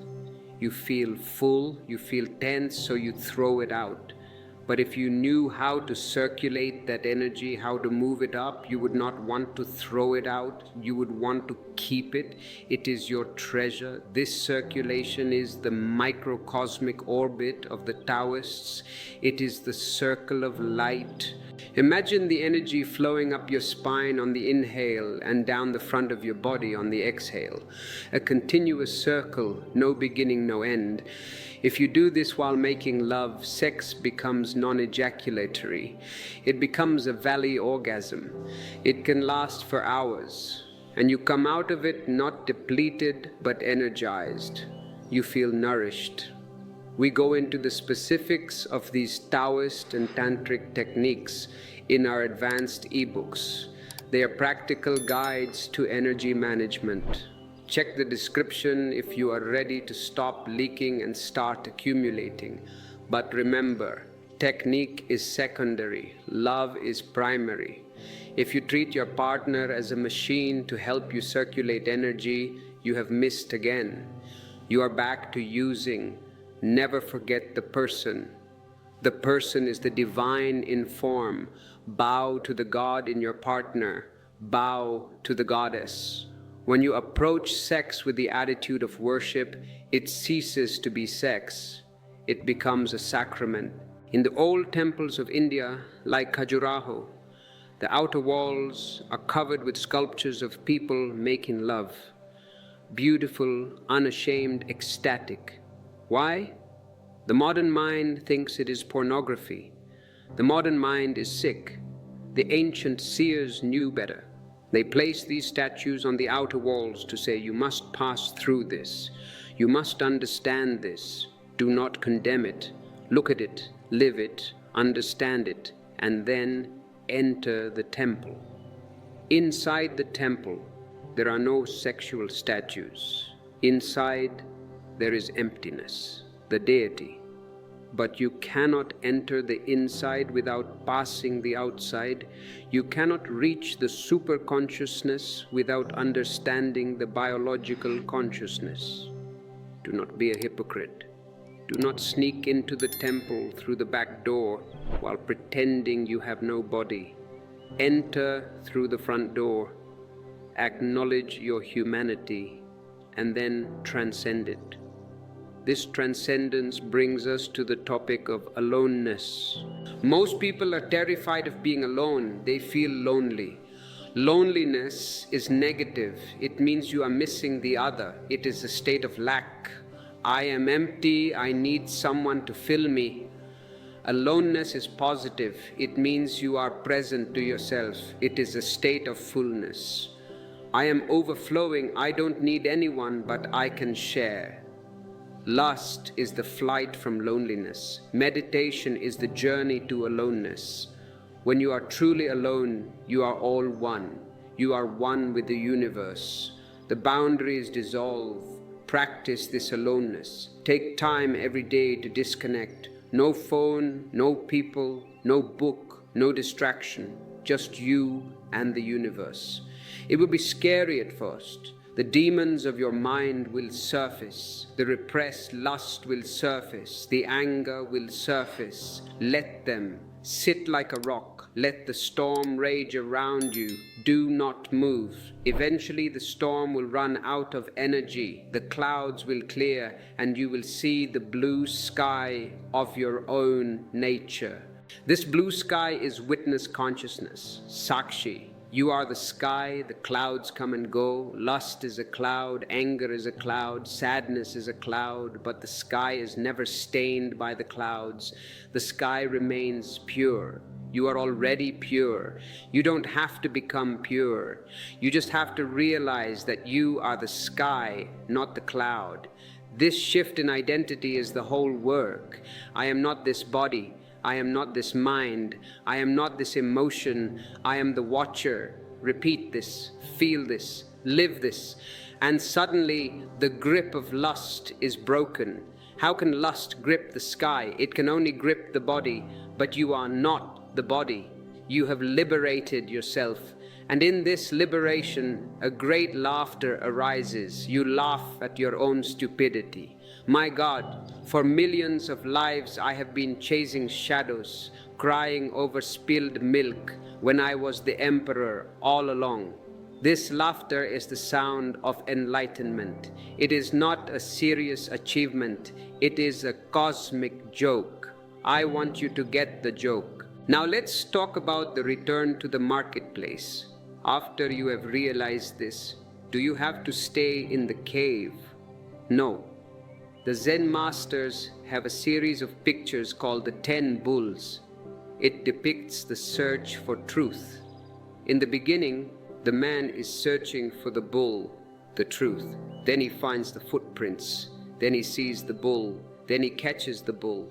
Then he tames the bull. Then he rides the bull home. Then the bull and the man both disappear. Emptiness. But that is not the end. There is one more picture, the 10th picture. The man returns to the marketplace. He is carrying a bottle of wine and a fish. He is laughing. He is mixing with the ordinary people. This is the ultimate stage. You come back, you live in the world.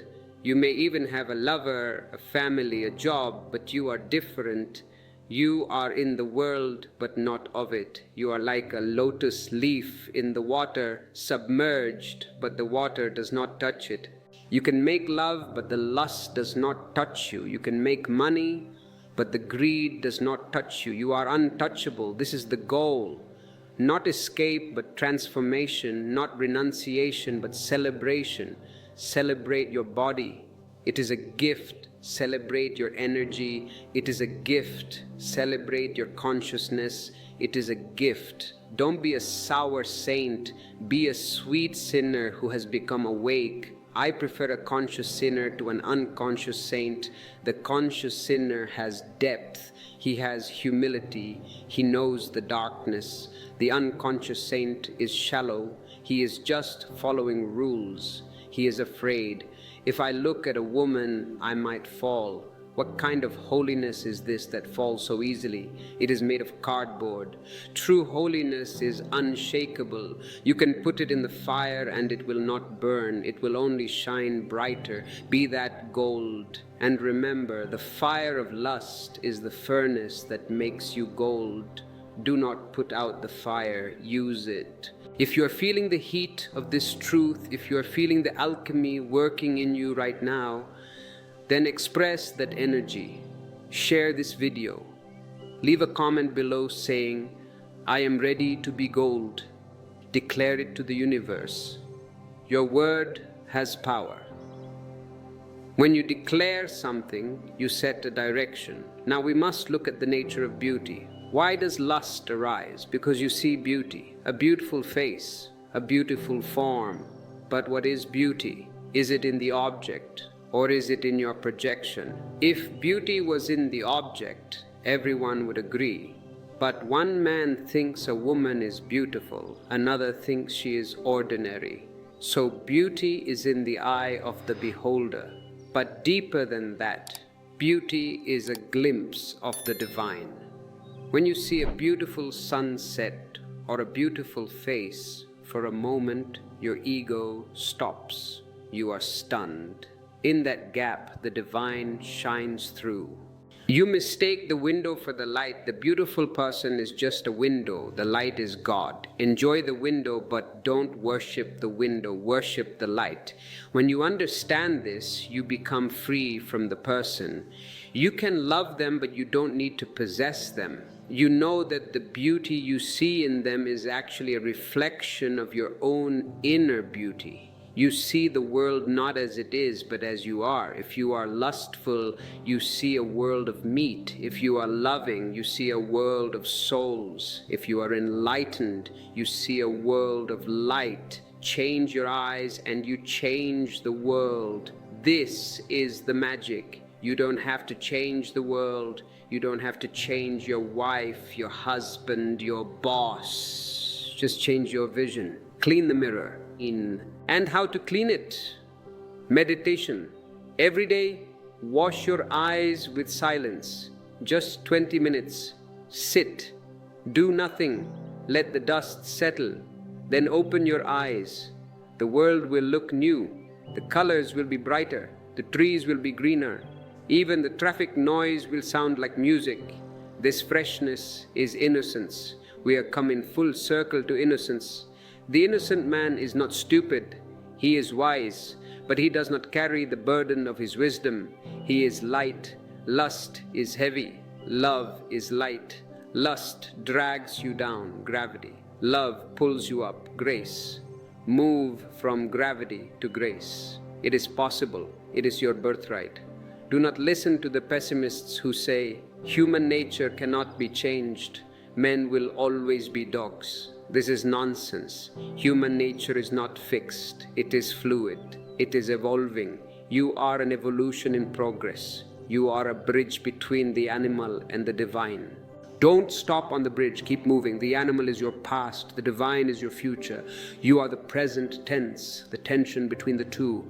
Use this tension like a bowstring. Pull it back and shoot the arrow of your consciousness into the stars. You are an archer, but you have forgotten your bow. I am here to remind you, your body is the bow, your desire is the string, your awareness is the arrow, and God is the target. Aim high. Do not aim for small things. Do not aim for just pleasure. Aim for bliss. Pleasure is cheap. Bliss is priceless. Pleasure is momentary. Bliss is eternal. But to aim high, you need focus, ekagrata, one-pointedness. If your mind is scattered, you cannot shoot. Lust scatters the mind. It makes you look here, there, everywhere. Meditation focuses the mind. It brings all your rays to a single point. And when you are focused, you become fire. You can burn through any obstacle. So, gather yourself, don't be a crowd, be an individual. The word individual means indivisible. One who cannot be divided. Right now, you are a crowd.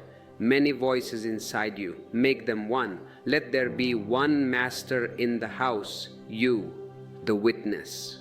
When the master is present, the servants, senses, mind, instincts obey. They become beautiful servants. Right now, the servants are running the house because the master is asleep and they are making a mess. The cook is driving the car. The gardener is cooking the food. Chaos. Wake up the master and everything falls into place. This is the message. It is simple. But simple things are often the hardest because we are complicated. We want complicated answers. We want elaborate rituals, difficult philosophies. But truth is naked. It is standing right in front of you. Look at your own hand. Feel the life in it. That is the miracle. Feel the breath going in and out. That is the connection. You are alive now. This is the only time you have. Don't waste it in guilt. Don't waste it in repression. And don't waste it in unconscious habit. Live, love, laugh, and watch. These are the 4 pillars of my teaching. Live totally, love unconditionally, laugh uproariously, and watch intensely. If you can do these 4, you don't need any scripture, you don't need any church. You are the church. And as you build this inner church, you might want to explore the deeper architectural plans, the specific meditations for each center, the active meditations to throw out the garbage. We have compiled these in our ebooks. They are the blueprints for your inner temple. Link in description. Now we are ready for the final ascent. We have cleared the ground. We have understood the mechanism. We have armed ourselves with silence. Now we must look at the ultimate dissolution. The moment when the drop finally falls. The moment of samadhi. In the next part, I will take you to the edge of the cliff and I will ask you to jump. Don't be afraid. You have wings. You just don't know it yet. Falling into the divine is not falling down. It is falling up. So take a deep breath. Gather your courage. The journey is not over. The best is yet to come. We are moving from the human to the superhuman, from the mind to the no mind, from time to timelessness. Are you with me? Then let us walk to the edge together and look down. What do you see? The mind sees an abyss. The mind screams, if you jump, you will die. The mind is terrified of the unknown. It clings to the known misery, the known lust, the known limitations. But the heart sees something different. The heart looks over the edge and sees not an abyss, but a vast open sky. It sees freedom. It whispers, jump, this is where you belong. You are not made for the rock, you are made for the air. Lust is the rock. It is heavy, it is earthy, it keeps you grounded. Super consciousness is the sky. It is weightless, it is expansive. The journey I'm taking you on is the journey of learning how to fly. But before you can fly, you must let go of the rock. You cannot fly while holding on to a boulder. Many of you are trying to do exactly that. You want to be spiritual, but you also want to hold on to your obsessions, your addictions, your petty dramas. You are dragging a corpse behind you and asking, Osho, why can I not run fast? Drop the corpse. The past is dead. The person you were yesterday, the one who was weak, the one who was guilty, is dead. Do not carry his ghost. In this moment, you are fresh, you are new. The energy vibrating in your spine is fresh energy. It is not sinful energy. It is pure potential. Let us speak about the alchemy of the 7 centers. Your body is a musical instrument with 7 strings. The lowest string is the sex center, the Muladhara. It produces a deep, heavy sound. It is the sound of survival, of biology. The highest string is the Sahasrara, the crown center. It produces a sound so high it is silence, the music of the spheres. Most people play only the 1 string, sex, sex, sex. Their life is a monotony. It is boring. Even they get bored of it. That is why they invent perversions, just to make the same old note sound a little different. But I say to you, you have 6 other strings. Why not play the whole instrument? Why not create a symphony? As you bring awareness to your lust, the energy moves to the 2nd center, feeling. You become more sensitive.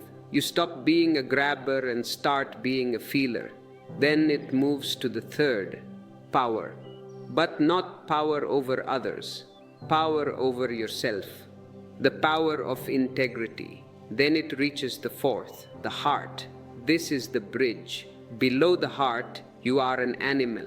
Above the heart, you are a god. At the heart, you are human. The problem with humanity is that it is not yet human. It fluctuates between animal and machine. To be human means to be centered in the heart. When the energy hits the heart, lust becomes love. The heavy grabbing quality disappears. You become a giver. You radiate. And from there, it goes higher to expression, throat, to vision, third eye, and finally to silence, crown. This whole journey happens within you. You don't need to go to Mecca or Jerusalem. Your spine is the pilgrimage, but how to move the energy up? One powerful method is visualization. The mind is powerful. It creates your reality. If you visualize lust, you create lust. If you visualize light, you create light. Try this tonight. When you lie down to sleep, close your eyes. Visualize a golden light at the base of your spine. See it glowing, warm, liquid. Then, with each breath, imagine this golden liquid rising up inside your spine like a thermometer. Inhale, it rises. Exhale, it stays there. Inhale, it rises higher. Feel it passing the navel, the heart, the throat. When it reaches the top of your head, imagine it flowering, a fountain of golden light spraying out of your head and showering around you like an umbrella. Go to sleep inside this golden umbrella. If you do this for 1 month, you will be amazed. Your dreams will change. The quality of your sleep will change. And in the morning, you will not wake up tired and heavy. You will wake up light, buzzing with energy. The lust that used to bother you will simply be absent, not repressed, absent, because the energy has moved. It is now doing higher work. It is cleaning your eyes. It is opening your heart. It is the same energy. The coal has become the diamond. For those of you who want detailed instructions on these visualizations and other ancient techniques of energy transformation, we have collected them in our ebooks. These are the secret keys that have been passed down from master to disciple. Now they are available to you. Don't miss this opportunity to claim your keys. Check the description. Now let us discuss the danger of moralizing. The moment you say lust is bad, you create a split. One part of you, the judge, fights the other part, the victim. This civil war destroys your energy. You become weak. A house divided against itself cannot stand. I want you to be a whole house. When lust arises, don't say bad, say energy. Here comes a wave of energy. Welcome it. Hello, energy. Thank you for visiting. What should we do together? Instead of wasting it in friction, can we dance? Can we paint? Can we run? Can we sit in silence and let it burn the rubbish of the mind? Turn the enemy into an ally. The greatest martial arts are based on this principle, Aikido. You don't block the opponent's energy, you use it, you flow with it and redirect it. Be an Aikido master of your own soul. When the attack of lust comes, don't block it. Take its hand, turn it, and throw it upwards towards God. God is hungry for your energy. He is waiting. When will my child come home? But you are busy playing in the mud, and you are crying. The mud is dirty, but you don't get out of it. Get up, go to the river, wash yourself. The river of awareness is flowing right now. I am pouring the water. Are you getting wet, or are you holding up an umbrella of skepticism? Is this true? Is this possible? Drop the umbrella. Get soaked, drenched in truth. This soaking is what I call satsang, sitting with the truth. Just by listening, if you are listening with your heart and not your analytical mind, something is changing in your chemistry. Your breathing is slowing down. Your heartbeat is harmonizing. This is transmission beyond words. Now, look at the concept of the soulmate. People are obsessed with finding the right one. If I find the right one, my lust will be satisfied and I will be happy. This is a fairy tale. There is no right one because you are the wrong one. As long as you are unconscious, you will turn even the right person into the wrong person. You will destroy the relationship with your jealousy, your possessiveness, your expectations. And if you become the right one, conscious, loving, centered, then anyone can be the right person. Or you can be alone and be perfectly happy. Stop looking for the perfect object. Start becoming the perfect subject. Become a source of love. When you are a source, you don't go around with a begging bowl. You go around like a king giving. And the paradox is, when you stop begging, the whole world falls in love with you. When you chase the butterfly, it flies away. When you sit still, it lands on your shoulder. Lust is chasing the butterfly with a net. Love is becoming the flower. The flower does not run after the bee. The flower just opens. It releases its fragrance, and the bee comes. Be a flower. Open your heart. Release your fragrance of meditation, and the divine will come to you. But you are closed. You are a bud, tight and hard. You are afraid to open because you think you will be hurt. Yes, you might be hurt. To be open is to be vulnerable. The wind can damage the petals. Someone can pluck the flower. But it is better to be a flower and live for a moment in beauty than to remain a tight bud forever and die without ever knowing the sun. Risk it. Gamble everything for love. And when I say love, I don't mean just sexual love. I mean the love for existence, the love for truth. If you are enjoying this fragrance, if you feel your petals opening, consider supporting the garden. Click the super thanks button. Your contribution helps us spread these seeds to others who are still closed buds. Now let's go deeper into the psychology of repression. Why do religions repress? Because they want to control you. A sexually repressed man is easy to control. He is full of guilt. He feels unworthy. He needs the priest to forgive him. He is afraid of hell. He is a perfect slave. A man who is free of lust, who has transformed it into love, is dangerous. He is wild. He has no guilt. He doesn't need the priest. He has a direct line to God. He is a rebel. I want you to be rebels, but not angry rebels, laughing rebels, rebels who dance, rebels who love, rebels who look the society in the eye and say, your rules do not apply to me. I follow the law of my own consciousness. This requires courage, but look at the alternative. The alternative is to live like a sheep, to follow the herd, to eat the grass where they tell you to eat, to be sheared when they want to shear you, and finally, to be butchered. Don't be a sheep, be a lion. The lion walks alone. The lion has a roar. What is your roar? Your roar is your silence. When you are silent, your presence is thunderous. People can feel it. When a meditator walks into a room, the energy changes. The vibration lifts, be that presence. But the mind asks, Osho, what about celibacy? Is celibacy necessary for enlightenment? I say, natural celibacy is a flowering, forced celibacy is a perversion.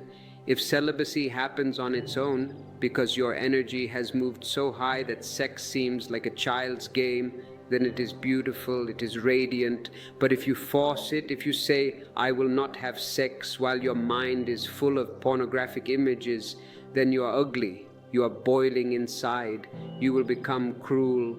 Look at your monks, your nuns, look at their faces. Do they look blissful? No, they look constipated, they look angry, they are carrying a volcano. And that volcano erupts in ugly ways, in abuse, in violence, in politics. Do not force anything. Let life flow. Trust the river. If sex is there, trust it. If sex disappears, trust it. Whatever happens is good. Tathata, suchness. Acceptance is the magic key. Now I want to talk about the mirror of the other. When you are intimate with someone, they act as a mirror. You see your own face in them. If you are angry, you provoke anger in them. If you are loving, you evoke love in them.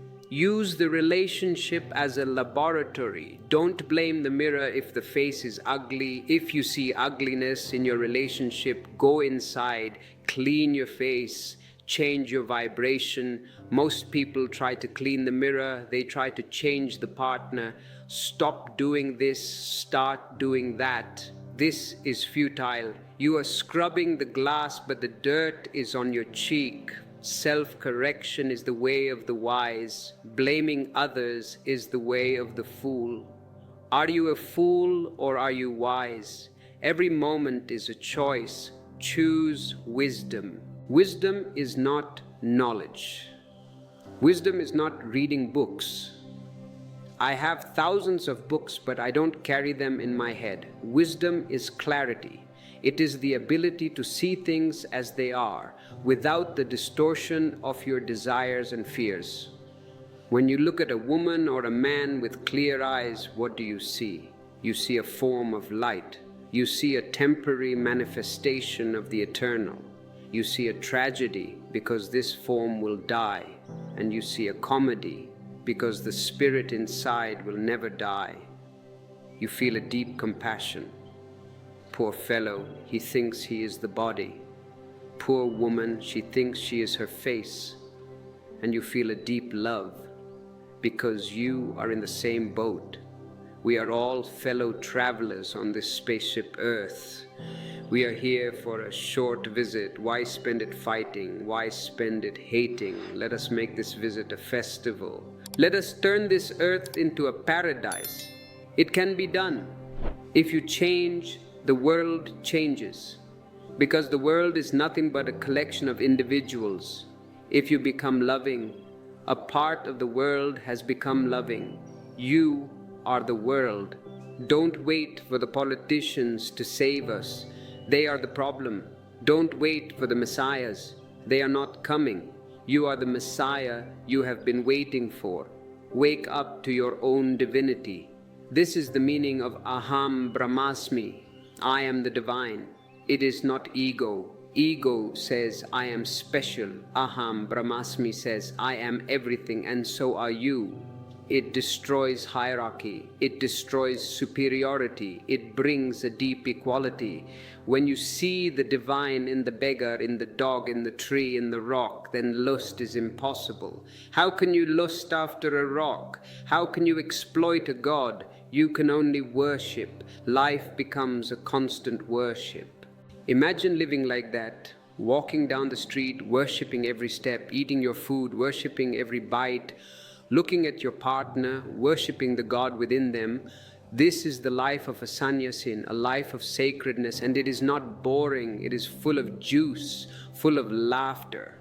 Because God is not a serious old man. God is a dancer. God is a player. Look at creation. It is so colorful, so diverse, so wild. Does this look like the work of a serious God? No. It looks like the work of a playful artist who loves variety.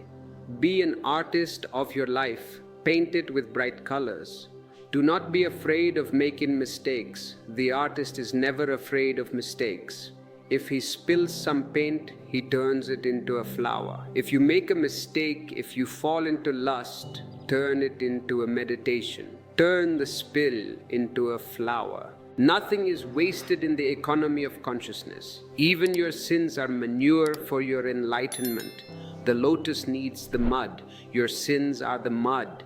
Be grateful for your sins. They have given you the opportunity to grow. Without darkness, you would not know light. Without hunger, you would not know satisfaction. Without lust, you would not know the transcendence of love. So, thank you, lust. You have been a good teacher, but now the class is over. It is time to graduate. As we move toward the conclusion of this discourse, I want to leave you with a technique to practice in the marketplace. It is called the stop exercise. It comes from the mystic Gurdjieff. At any moment during the day, when you are opening a door, when you are taking a bite of food, when you are looking at someone, suddenly, internally, shout, stop, and freeze. Freeze your body exactly where it is. Do not complete the movement. Freeze your mind for just 3 seconds. In that gap, in that sudden halt, the robot stops. The mechanical momentum is broken, and you get a glimpse of the witness. You see yourself as a statue, and you see the watcher of the statue. Try it. It is very jarring. It wakes you up. Do it 10 times a day. Suddenly, stop, and you will see how mechanical you are. You are just acting out a program. The stop breaks the program, and in that break, reality rushes in, the fresh air of the present moment. This is how you chip away at the rock of the ego, little by little, day by day, until one day the rock cracks open and the spring of living water gushes out. That spring is your soul. Are you thirsty? I know you are. That is why you are here. Drink. Do not be shy. This knowledge is not mine. It belongs to existence. I am just a hollow bamboo flute. The song is his. I am just allowing the wind to pass through. If the song is sweet, thank the wind. If the song wakes you up, thank the wind. I am just the bamboo. And you are also a bamboo, but you are full of knots. The knots of anger, the knots of lust, the knots of greed. The wind cannot pass through. The music is blocked. Meditation is the process of removing the knots one by one. It hurts a little. When a knot is removed, it feels like surgery. But have courage. The surgeon is love. The knife is awareness. Let the surgery happen. Become a hollow bamboo, and then God will play a song through you that will shake the stars. You will become a channel for the divine. This is the ultimate destiny of every human being, to be a channel, not a container, but a channel. A container holds things, it becomes stale. A channel lets things flow, it remains fresh. Let love flow through you. Let life flow through you. Do not hold on to anything. Possessiveness is death. Flow is life. Lust tries to possess. Love allows the flow. See the difference? Whenever you try to hold on, check yourself. This is lust. Open your hand. Let go. This is love. It is a simple gesture. Opening the fist. The closed fist is the ego.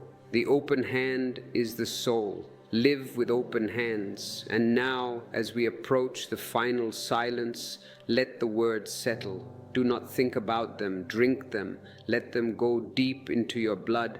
Let them become part of your being. Because words are just fingers pointing to the moon. Do not bite the finger. Look at the moon. The moon is there, shining, beautiful, waiting, your own consciousness. In the final part of this journey, we will speak of the great celebration, the moment when the journey ends and the dance begins. We will speak of how to live as a liberated being in a world that is still asleep, how to be a lighthouse in the storm. Are you ready to shine? The switch is in your hand. Let us turn it on together. Stay with me. The night is darkest just before the dawn, and the dawn is coming. I can see the first rays of the sun touching your face. You are beautiful. Even in your sleep, you are beautiful. But awake, awake, you are a miracle. Let's witness that miracle unfold in the silence of your own heart. It is not a noisy miracle. It does not come with trumpets and drums. It comes like a thief in the night, quietly, suddenly. One moment you are asleep, dreaming of desires, chasing shadows. The next moment your eyes open and you see the sun. And in that seeing, the first thing that arises is laughter. You laugh because you realize how seriously you took the game. You were crying over broken toys. You were fighting over sandcastles. You were worried about your image in a mirror that was covered in dust. The laughter of the enlightened man is the purest sound in existence. It is not laughing at anyone, it is laughing with the absurdity of the cosmos. It is a laughter of relief. The burden is gone. The heavy backpack of I must be someone has dropped. I want you to taste this laughter. Start your day with it. This is a technique, the morning laughter. Before you even open your eyes in the morning, while you are still in bed, stretch like a cat. Feel the life in your limbs. And then, for no reason at all, just start laughing. At first, you might have to force it. You might feel like a fool. Why am I laughing? The mind will ask. There is no joke. Tell the mind, existence is the joke. I am alive. That is the joke. I am still here. That is the joke. Fake it if you have to. Say ha ha ha. But do it with energy. Within 2 minutes, the real laughter will catch you. It will bubble up from your belly, from that hara center we spoke about, and soon you will be shaking with laughter. What a way to start the day. If you can laugh first thing in the morning, you have set the tone for the whole day. You have inoculated yourself against seriousness. When the boss shouts, you will see a shouting child. When the traffic is jammed, you will see a funny parade of metal boxes. You will not get angry. You will be amused. Lust cannot survive in the atmosphere of laughter. Lust requires a heavy, humid, serious atmosphere. Laughter is fresh air and sunshine. It kills the bacteria of obsession. So laugh. Laugh at your lust. Look at me chasing a body again. What a funny monkey I am. In that acceptance, in that humor, the obsession dissolves. You become human again. Now let us speak of the lighthouse. Once you have this light, what do you do with it? Do you hide it? Do you run away to a cave? No. You stand in the storm. The world is a storm.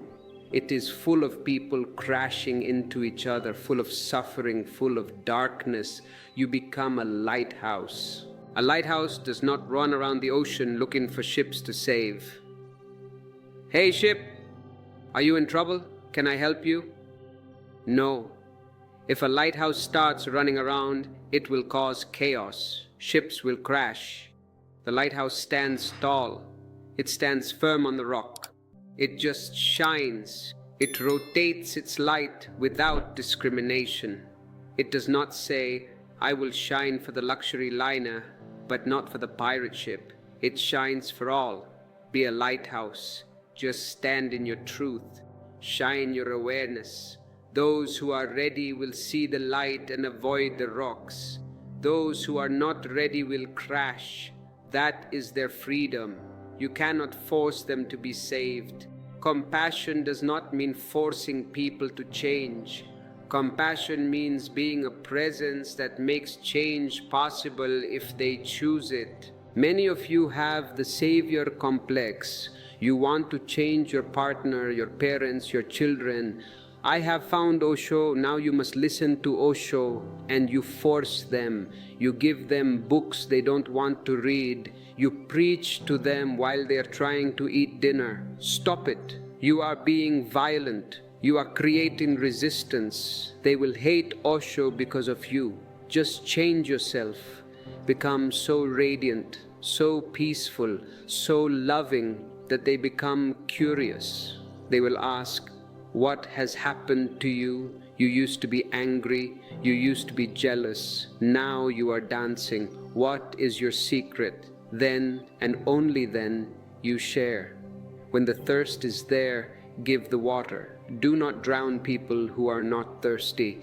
This brings us to the delicate dance of relationship. We have talked about lust and love. Now let's talk about the highest form of relating, interdependence. Dependent relationships are based on need.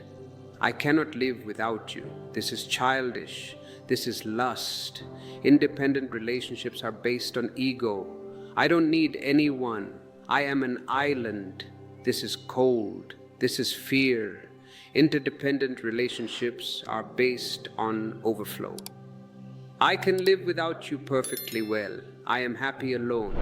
But with you, my happiness is multiplied. With you, a new dimension opens. Khalil Gibran, a man of great insight, said, "Stand together, yet not too near together, for the pillars of the temple stand apart, and the oak tree and the cypress grow not in each other's shadow. Be like the pillars of a temple. If the pillars come too close, the roof falls down. The temple is destroyed. If they are too far apart, the roof falls down. There is a right distance, a distance that allows freedom yet supports the union." In your relationships, keep this space. Don't try to merge so much that you lose your individuality. Don't become a shadow of your husband or your wife. Keep your roots deep in your own soil.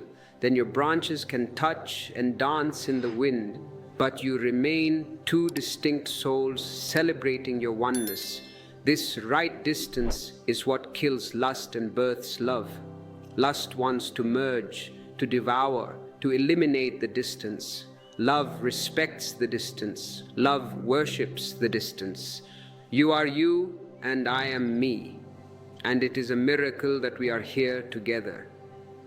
For those of you struggling to find this balance, swinging between clinging and pushing away, our ebooks on tantric relationship offer very specific meditations to do with your partner.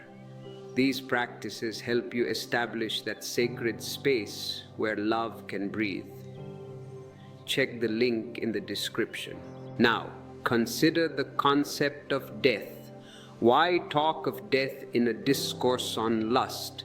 Because they are the two poles of the same energy. Sex is the beginning of life. Death is the end of life, the entry door and the exit door. If you are afraid of the exit, you will be obsessed with the entrance. People who are afraid of death are always obsessed with sex. They are trying to cling to the beginning because they are terrified of the end. But the meditator knows that death is not the end. Death is the climax. If life is a song, death is the crescendo. If life is a flower, death is the fragrance being released into the wind. When you transform lust into love, you are practicing for death. Because in love, you disappear. In orgasm, you disappear. In meditation, you disappear. You are learning the art of disappearing. So when the final moment comes, when the doctor says, "You have only a few minutes left," you will not panic. You will smile. You will say, "I know this territory. I have been here before in my deep meditation. I have been here before in my deepest love. This is not an enemy. This is a friend." And you will leave the body like a king, leaving his old clothes, with dignity, with grace, without a scratch on your soul. This is the promise I make to you. If you follow this path of awareness, death will lose its sting. You will live as an immortal, not because your body will not die, but because you will know you are not the body. But right now, you are the body. You think you are the body, and the body has instincts. Do not fight the instincts. Refine them. Take the instinct of hunger. The animal eats just to fill the belly. The human eats for taste. The spiritual man eats as a sacrament. He chews every bite. He tastes the sun, the rain, the earth in the bread. Eating becomes a meditation. Take the instinct of sex. The animal copulates for reproduction. The human has sex for pleasure. The spiritual man makes love as a prayer. He moves energy. He merges, refine, polish, turn the raw stone into a gem, and do not be in a hurry. Evolution takes time, but you can speed it up with intensity. One moment of total intensity is worth 100 years of lukewarm living. Be intense. When you are angry, be totally angry. Don't simmer. Explode. Go into your room, beat the pillow, scream, let it out. Don't carry the anger into the next moment. Finish it. When you are loving, be totally loving. Hold nothing back. Live moment to moment completely. This is what I mean by Zorba. Zorba puts his whole heart into everything. If he drinks wine, he drinks it totally. If he dances until he collapses. There is no holding back. The calculated life is a dead life. The uncalculated life, the spontaneous life, is the divine life. But society hates spontaneity. Society wants you to be predictable. Be a good boy, be a good girl, go to school, get a job, get married, have kids, die. A timetable, a railway schedule, tear up the schedule, get off the train, walk into the forest, make your own path. Yes, you might get lost, but it is better to get lost on your own path than to arrive safely on someone else's train. Getting lost is part of finding yourself. If you never get lost, you never explore. Lust is a way of getting lost. Good, get lost in it, but carry a compass, the compass of awareness, so you can find your way back. And when you come back from the forest of lust, you will bring back treasures. You will bring back understanding. You will bring back compassion. You will bring back maturity. The man who has never sinned is a virgin in the soul. He is naive. His virtue is fragile. The man who has sinned and transcended is a veteran. His virtue is steel. So I say to you, sin boldly, but sin with awareness.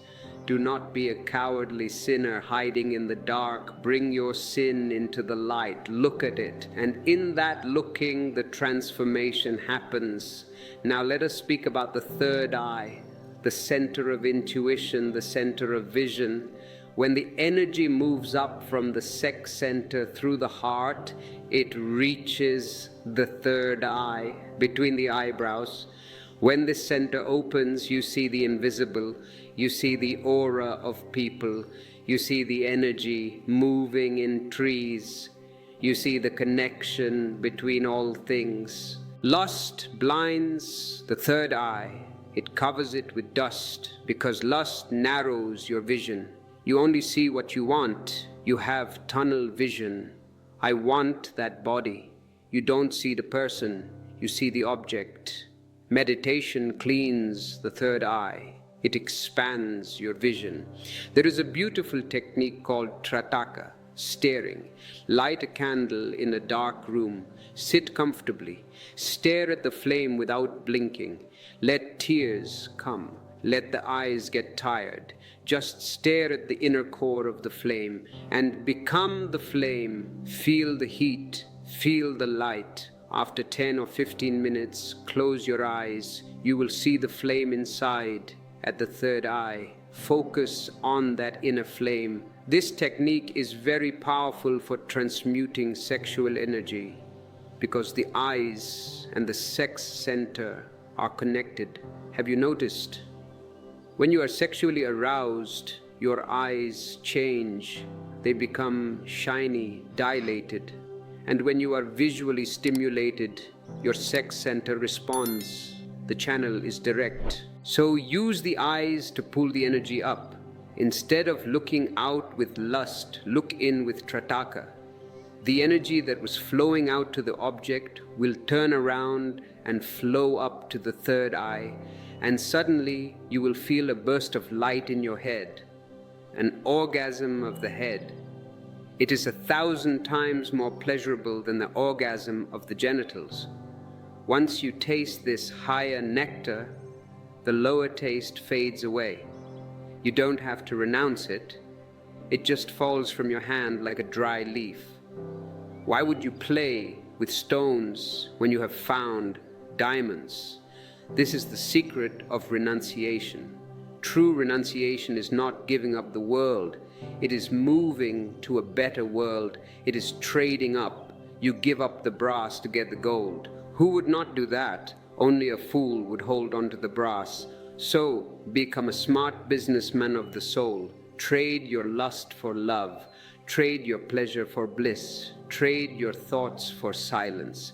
It is the best deal you will ever make. If you are ready to make this deal, if you are ready to sign the contract with existence, click the join button. Become a part of this energetic field. It accelerates the process. When many people are trading brass for gold together, a market is created, a Buddha field. Now I want to address the skeptics. The mind says, this sounds too good to be true. Instant enlightenment just by watching? Yes, it is too good to be true. That is why it is true. Truth is always stranger than fiction. Fiction has to make sense. Truth does not have to make sense. Look at the quantum physicists. They are discovering that matter does not exist. It is all empty space and vibration. The mystics have said this for 5,000 years. Maya, illusion. Now science agrees the chair you are sitting on is not solid. It is a dance of particles. Your body is not solid. It is a river of atoms. If everything is fluid, why are you so rigid? Why do you hold on to your opinions, your identity, your lust, as if they are solid rocks? Relax, melt, flow, be like water. Water is the most yielding thing, yet it conquers the rock. How? By persistence, by flowing, by not resisting. Lust is a rock, awareness is water. Flow over your lust. Do not fight it, just flow over it, around it, embrace it, erode it, softly, gently, and one day the rock is gone.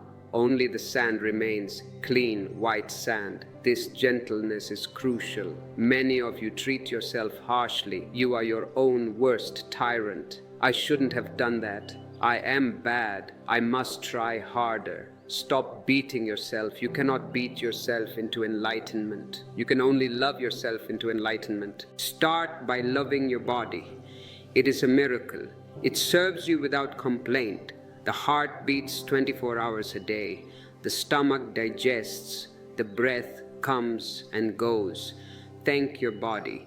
Thank you for being the vehicle for my journey. If you love your body, you will not abuse it with unconscious sex. You will respect it. You will not dump your tensions into it. And love your mind. Yes, the crazy monkey mind. Love it too. It is trying to protect you. It is just confused. Talk to your mind. My dear mind, thank you for your worries, but they are not needed now. We are safe. You can rest. Be friends with your mind, and it will stop chattering. And love your lust. I say it again, love your lust. It is the seed of your life. Do not crush the seed. Plant it, water it, give it the sunlight of awareness, and wait. Patience. The modern man has no patience. He wants instant coffee spirituality. Give me a pill, Osho, and make me enlightened. I can give you the pill, but it will kill you because you are not ready to handle that much voltage. Your nervous system would burn out. You need to build the capacity. You need to widen the wires. Meditation widens the wires. It prepares you to hold the charge of God. And sometimes nothing seems to be happening. You meditate for months, and the lust is still there, the anger is still there, and you say, it is not working. Wrong, it is working. The roots are growing underground. You cannot see them. The bamboo tree grows underground for 4 years. Nothing is seen above the ground. If you give up, you kill it, but in the 5th year it shoots up 80 feet in 6 weeks. You are in the underground phase. Trust the process. Keep watering, keep watching. The explosion will come. It is a law of nature, cause and effect. If you do the work, the result must follow. So, do not be discouraged. Every moment you spend in awareness is a deposit in your spiritual bank account. Nothing is lost. Even if you fail, the effort to be aware is recorded. Accumulate this wealth, and as you accumulate, share. This is the economy of the spirit. The more you give, the more you have. If you give love, you get more love. If you share your wisdom, you get more wisdom. If you hold on, it rots. So be a river, not a reservoir. Flow. Share this video. Share your smile. Share your silence. Become a distributor of the divine. Now we are ready to talk about the ultimate union, not the union of two bodies, not the union of two minds, but the union of the drop with the ocean. This is the end of the journey and the beginning of the real life. In the next part, we will explore what happens after the explosion. How does a Buddha live? Does he eat? Does he sleep? Does he feel pain? We will demystify the state of enlightenment. We will bring it down from the clouds and put it in your kitchen. Because if enlightenment cannot live in your kitchen, it is not real. Are you ready to bring the divine into your cooking pots? Are you ready to make your daily life a ceremony? Then stay with me. The fire is burning bright. The gold is melting. We are almost there. Into your kitchen. Because if your enlightenment cannot survive the burning of the toast, it is not enlightenment. It is just a fragile mood. Real meditation is like rock. It is unshakable. So, how does a Buddha chop onions? He chops them with total attention. He smells the sharp scent. He feels the knife cutting through the layers. He sees the tears coming to his eyes. But he is not thinking, I hate chopping onions. I wish I was in the Himalayas. He is simply chopping. The act is complete in itself. There is no next moment. There is only this slice, this knife, this hand. When you live like this, the ordinary becomes extraordinary. Chopping onions becomes a prayer. Drinking tea becomes a sacrament. This is the secret. It is not what you do, it is how you do it. You can be a king and be unconscious. Then your kingdom is a prison. You can be a beggar and be conscious. Then your begging bowl is the Holy Grail. Lust is simply the unconscious way of seeking this intensity. In the moment of sex, you are forced to be present. The biology forces you. For a few seconds, the mind stops. But why rely on biology? Why be a slave to the hormones? You can create that same intensity while walking down the street. Feel the ground, feel the air, be intensely alive. And then you don't need to chase the orgasm. You are the orgasm, a walking, breathing orgasm. This brings us to a famous Zen koan, the goose is out. A great master asks his disciple, a goose is put into a glass bottle when it is very small. The goose grows and grows. Now it is too big to come out of the bottle's narrow neck. You cannot break the bottle because the bottle is precious, your body, your life. And you cannot kill the goose, your soul. How do you get the goose out? The disciple thinks and thinks, he meditates, he sweats, he cannot find the answer. It is logically impossible. Finally, he comes to the master and says, I don't know. The master shouts, clap your hands. The disciple is startled. He claps. The master shouts, the goose is out. Do you understand? You are already out. You think you are trapped in the bottle of lust. You think you are trapped in the body. You think you are trapped in your karma. It is just a thought. The moment you wake up, the moment you clap your hands in awareness, you realize, I was never in the bottle. I was always the witness. The goose is out. It has always been out. This realization is freedom. You don't have to work for it. You just have to recognize it. But to recognize it, you need to stop identifying with the bottle. Stop identifying with your lust. I am a lustful person. No, you are the space in which the lust is happening. The sky is not the cloud. Now let us distinguish between pain and suffering. People think that when you become enlightened, you don't feel pain. If you pinch a Buddha, does he not say, ouch? Of course he says, ouch. His nervous system is more sensitive than yours, not less. He feels the pinch vividly, but he does not suffer. Pain is physical. Suffering is psychological. Suffering is the story you tell yourself about the pain. Why me? This is unfair. It will never end. I am miserable. The Buddha feels the pain, but he has no story. He says there is pain in the leg. He does not say, I am in pain. Do you see the difference? There is pain, a simple fact. I am in pain, an identification. Apply this to lust.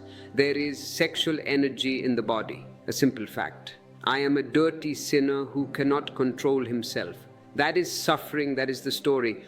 Drop the story, keep the fact. If you keep the fact, the energy is innocent. It is just heat. You can use it. If you keep the story, you are trapped in guilt. This guilt is the weapon of the priests. They want you to suffer. Because when you suffer, you come to the temple, you pay the donation, you buy the rituals. I want to destroy your suffering. I want to cut the roots of your business with the priest. Be happy. A happy man does not need a priest. A happy man is the temple. If you are beginning to feel this happiness bubbling up, if you are ready to drop the story of your misery, consider supporting this channel. Click the super thanks button. It is a gesture of gratitude. It says, I am dropping the load. Now let's look at the empty boat. Chuang Tzu tells a beautiful story. A man is crossing a river in his boat. Suddenly, another boat comes crashing into him. He gets furious. He stands up and shouts, "You blind idiot! Can't you see where you are going?" He curses the other boatman, but then he looks closer and sees the other boat is empty.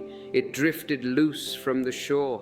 There is no one in it. What happens to his anger? It evaporates instantly. Who can you be angry with? An empty boat. He laughs. He pushes the boat away gently and continues. But if there was a man in that boat, even a sleeping man, the anger would have remained. Why? Because of the other. I say to you, be the empty boat. Move through the world, but have no ego inside. If people insult you, let them insult the empty boat. The insult will not land. If people lust after you, let them lust after the empty boat. You remain untouched. If you are empty, you cannot be destroyed. You can only destroy something that is. Nothingness cannot be destroyed. Become a zero. The ego wants to be a number one. I want you to be a zero. It looks like a loss, but it is the ultimate gain, because the zero is a circle. It is complete. It is the symbol of the whole. And when you are an empty boat, you navigate the river of desire effortlessly. You don't fight the current. You float, and the river itself takes you to the ocean. Trust the river of life. It knows where to go. You are trying to paddle upstream. I must not have desires. I must be holy. You are exhausted. Put down the paddles. Lie down in the boat. Look at the sky. Let the river take you. But Osho, will the river not take me to a waterfall? Maybe. But if you are empty, the waterfall cannot hurt you. You are water falling into water. Fear comes because you think you are solid. Melt. Now, a very practical technique for transforming the energy in the body, the inner smile. This comes from the Taoist masters. It is simple but profound. Sit silently, close your eyes, and just smile. Not a smile on the lips for others to see, an inner smile. Smile to your eyes. Let them relax. Smile to your face. Then send that smile down to your organs. Smile to your heart. Say thank you. Smile to your stomach. Smile to your liver. And then, most importantly, send that smile down to your sex center. Usually, you look at your sex center with a frown, with judgment. You troublemaker, change the look. Smile at it, like a mother smiling at a mischievous child. I see you. You are full of energy. Good. Smile into the genitals. Visualize the smile filling that area with golden light. You will be surprised. The moment you smile at the sex center, the frantic, aggressive quality of lust disappears. The energy relaxes. It feels accepted. And because it feels accepted, it starts to move up. It wants to share its joy with the heart. It rises to the heart to tell the heart, I am loved. Try this inner smile every day. It heals the split between the upper and lower body. It makes you one piece. And as you become one piece, you will notice that your relationships change. You stop attracting projects. You stop attracting people who need fixing. You start attracting equals. You start attracting other empty boats. And when two empty boats meet, there is no crash. They float together side by side, silent, beautiful, no noise of I love you, do you love me, just presence. This brings us to the trap of spiritual materialism. The ego is very cunning. If you take away its car, its money, its sex, it will say, okay, I will become spiritual. I will be the most humble man in the world. I will fast longer than anyone else. I will meditate for 10 hours. Look at the eye. I will meditate. The eye is still there, stronger than ever. It has just put on a saffron robe. Beware of the spiritual ego. It is harder to kill than the worldly ego. The worldly ego is gross. You can see it. The spiritual ego is subtle. It hides behind holy words. It hides behind service. How to catch it? Laughter. Whenever you feel, I am making progress, laugh. Who is making progress? There is no one to make progress. You're already there. You're just waking up to the fact. Does a man who wakes up in the morning say, I have made great progress in waking up? No, he just opens his eyes. Don't count your meditation hours. Don't count your chakras. Just be natural. To be natural is the hardest thing for the civilized man. He is artificial, plastic. I want to melt your plastic. I want to bring you back to the earth. Get your hands in the soil, garden, walk barefoot, hug trees, not as a ritual, but to remember your roots. You are part of this earth. Your lust is the earth's energy. Your silence is the sky's energy. You are the meeting point of earth and sky, a horizon. Be a beautiful horizon. Now, let's talk about boredom. Many people run to lust because they are bored. Life seems dull. Work, home, sleep, work, home, sleep.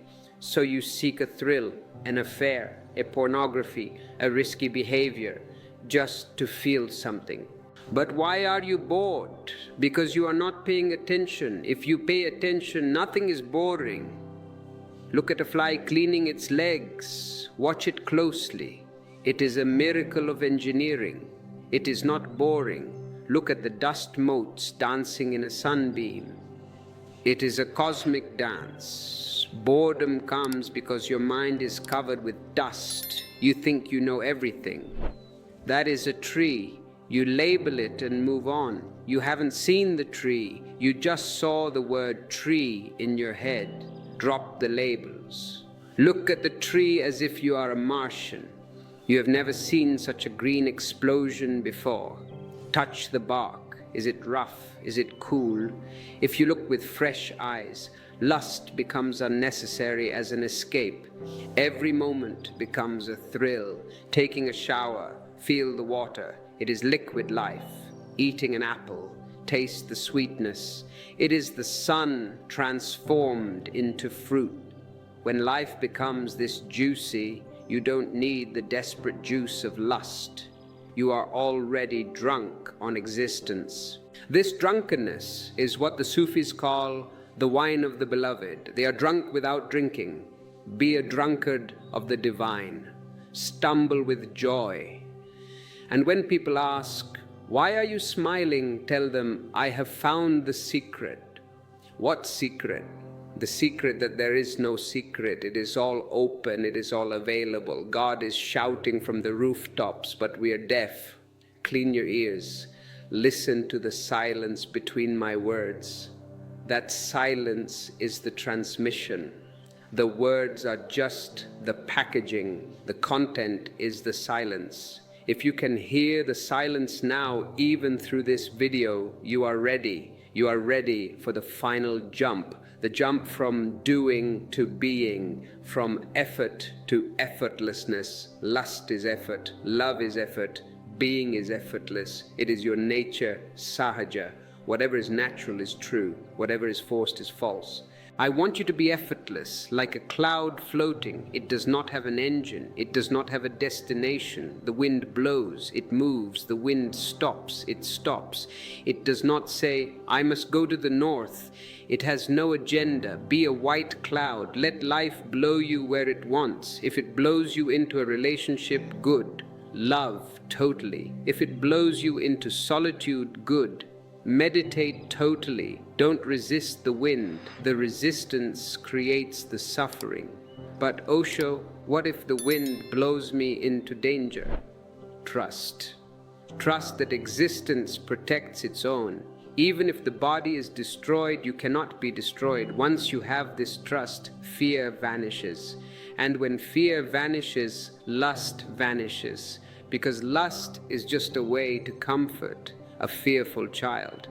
When the child is safe, he drops the pacifier. Lust is a pacifier. Drop it. You are a grown-up now. Stand tall. Now we must address the criticism of society. When you start changing, society will attack you. They will call you selfish. They will call you crazy. They will say you are irresponsible. Why? Because you are no longer playing their game. You are no longer a cog in their machine. And a machine hates a free part. It wants to crush it back into place. Don't be angry at them. They are just asleep. If a sleepwalker hits you, do you get angry? No. You gently step aside. Step aside from the madness of the crowd. Create your own path. The road is made by walking, said the mystic Machado. There is no highway to God. You have to make the path with every step. And yes, it is lonely, but it is a beautiful loneliness. It is the loneliness of the eagle. The sheep crowd together. The eagle flies alone. Be an eagle. Fly close to the sun. And if you get burned, get burned. To be burned by the sun is a glorious death. Better to burn in the sun of truth than to rot in the mud of lies. I am calling you to fire. Come closer. Don't stand on the sidelines watching. Jump into the fire. This channel, this community is a fire. If you are ready to burn, click join. Be part of the tribe of fire. Now, let us speak about gratitude, the ultimate alchemy. Lust says, I want more. Gratitude says, I have enough. Thank you. The moment you feel gratitude, lust cannot exist. They are opposites. Lust is a state of complaint. I don't have this woman, I don't have this pleasure. Gratitude is a state of fulfillment. Practice gratitude. When you wake up, say thank you for the breath, for the bed, for the new day. When you eat, say thank you. When you see a beautiful person, instead of saying I want, say thank you for existing. Thank you for bringing beauty into the world. This shift from I want to thank you is the shift from hell to heaven. Heaven is not a place in the sky. It is a state of gratitude. Hell is a state of demand. You are living in hell because you are demanding. Life should be like this. She should love me like that. Drop the shoulds, accept the is. And suddenly the hell disappears. The flames turn into flowers. It is so simple, it is almost insulting to the intellect. The intellect wants a complex map. I give you a simple key. Turn it. Gratitude, acceptance, awareness. 3 keys on 1 ring. Carry them in your pocket. Use them. And the doors will open. All doors, even the door of death, will open, and you will see it is just a changing room. You take off the old costume and you put on a new one. Or maybe you decide to go naked. To be naked is to be without a body, pure consciousness. That is the ultimate freedom. But don't rush to be naked. Enjoy the costume while you have it. Enjoy the role. Play it with style. If you are a lover, be the best lover. If you are a sweeper, be the best sweeper. Let your sweeping be a dance. And remember, the goose is out. Never forget this. Whenever you feel trapped, clap your hands, laugh. The goose is out, and the bottle of the ego shatters. We are moving now towards the grand conclusion. We have traveled from the mud of the sex center to the sky of the crown center. We have seen how the poison becomes the nectar. In the final part, I will give you the final blessing. I will share the vision of the new man, the man who is not divided, the man who is the hope of this planet. You are that man, you are that woman. The future is in your hands. Don't drop it. Hold it with care. Hold it with awareness. Let us prepare for the final step. Gather all your energy. Do not let your mind wander now. We are arriving at the peak. The air is thin. The view is vast. Breathe deep. We are going home. Home is not a place on a map. Home is a quality of being. When you are relaxed, when you are at ease, when you are not wanting to be somewhere else, you are home. Most of you are homeless. Even if you have a palace, you are homeless because you are not at ease. You are always running. The beggar is running for bread. The rich man is running for gold. But both are running. Stop running. Stand still. And suddenly, you will find that the home was carrying you all along. Now, let us speak of the new man. This is my vision. This is why I am working with you. Not just to patch up your small problems, your marriage, your job, your anxiety. Those are small repairs. I want to demolish the old building completely and build a skyscraper. I want to create a new human being. The old man, the man of the past, was a schizophrenic. He was divided. He was either a body worshipper, a materialist, or a spirit worshipper, a monk. He fought with himself for 5,000 years. And look at the result, a world full of war, madness, and misery. The old man has failed. He has brought us to the brink of global suicide. The new man is not divided. He is not either or. He is both and. He loves the earth and he loves the sky. He enjoys the sex and he enjoys the samadhi. He is a synthesis. He is grounded in the roots of Zorba and he flowers in the consciousness of Buddha. This new man has no guilt. Guilt is the poison the past has fed you. You are born in sin. What a nonsense. You are born in innocence. You are born in divinity. The new man respects his body. He does not flagellate it, he celebrates it. He knows that lust is just the raw material of God. He does not condemn the raw material, he refines it. Imagine a world full of these new men. There would be no war. Why would a happy man go to war? A happy man wants to dance, he wants to love, he wants to create. He has no energy to kill. War is the projection of our inner conflict. You fight with your lust, so you fight with the enemy. Drop the inner war and the outer war will disappear. There would be no rape. Rape is the result of repression. When you starve a man, he becomes a thief. When you repress a man's sexuality, he becomes a rapist. A society that accepts sex, that understands sex, that transforms sex, will have no perversion. Perversion is the shadow of the priest. Wherever the priest goes, the shadow follows. The new man needs no priest. He is his own priest. His life is his religion. Eating is his communion. Sleeping is his meditation. Love is his prayer. This is the golden future, and it is not a utopia. It is possible. It is happening right now in you if you allow it. You are the pioneer. You are the laboratory. If you can transform your lust into light, you are proving that it can be done. You are setting a precedent for humanity. Do not underestimate your importance. You are saving the world by saving yourself. But the old society will not like you. The old society wants you to be miserable. Misery loves company.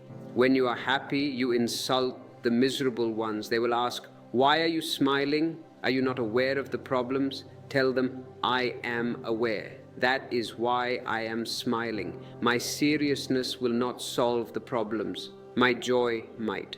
Joy is therapeutic. Joy is healing. We need a joyful revolution, not with guns, but with jokes, not with bullets, but with flowers. If you are ready to enlist in this army of lovers, this army of the new man, click the join button. We are gathering the tribe. We are creating an energy field that can withstand the madness of the world. Now let's go deeper into the mystery of vibration. Everything is vibration. Lust is a coarse vibration. It is like a heavy rock music, loud, thumping, aggressive. Love is a gentle vibration. It is like a flute melody, soft, inviting. Silence is the highest vibration. It is soundless. You can change your vibration instantly. How? By changing your breathing. Watch. When you are lustful, how is your breathing? It is chaotic, shallow, fast. Change it. Make it deep, make it slow, make it rhythmic. Breathe from the belly. Within minutes, the vibration changes. The rock music fades and the flute begins. The breath is the bridge between the body and the soul. If you control the breath, you control the mind. Pranayama is not just an exercise, it is a remote control for your consciousness.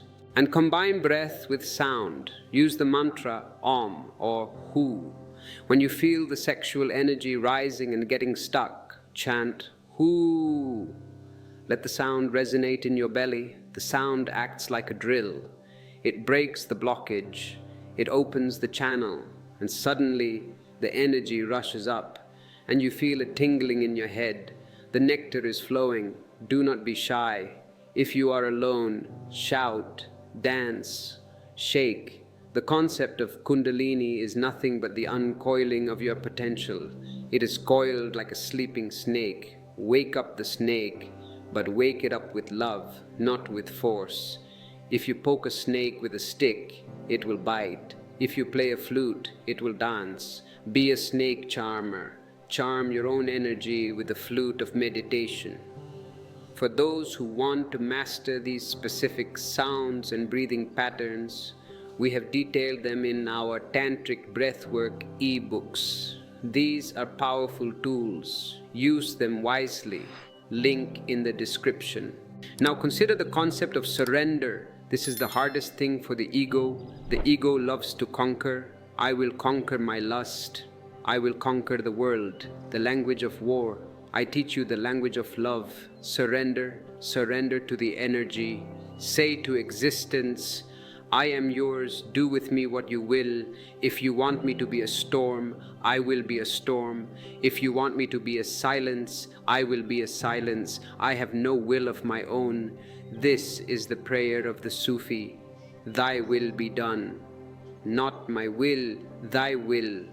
When you say this and really mean it, a great burden drops. You don't have to manage your life anymore. You are being lived. You are being breathed. And lust becomes just a movement of the divine. If God wants to express passion through this form, who are you to say no? But because you have surrendered, there is no I to claim the passion. It flows through you, but it does not stick like water through a pipe. the pipe stays cool. This surrender is the ultimate technique. It supersedes all other techniques. If you can surrender, you don't need to meditate. Surrender is the highest meditation. But surrender is difficult because of fear. If I surrender, I will lose control. My friend, you never had control. It was an illusion. Did you control your birth? No. Do you control your heartbeat? No. Will you control your death? No. So what control are you afraid of losing? You are just a leaf in the wind, pretending to steer the wind. Give up the pretense. Let the wind carry you. And where will it carry you? To the ocean. Whatever happens, the river always finds the ocean. You cannot miss. Even if you try to miss, you cannot. You are doomed to become enlightened. It is just a matter of time. You can delay it, you can suffer a little longer if you enjoy suffering, but you cannot avoid your destiny. Your destiny is God. So why wait? Why the delay? Why not now?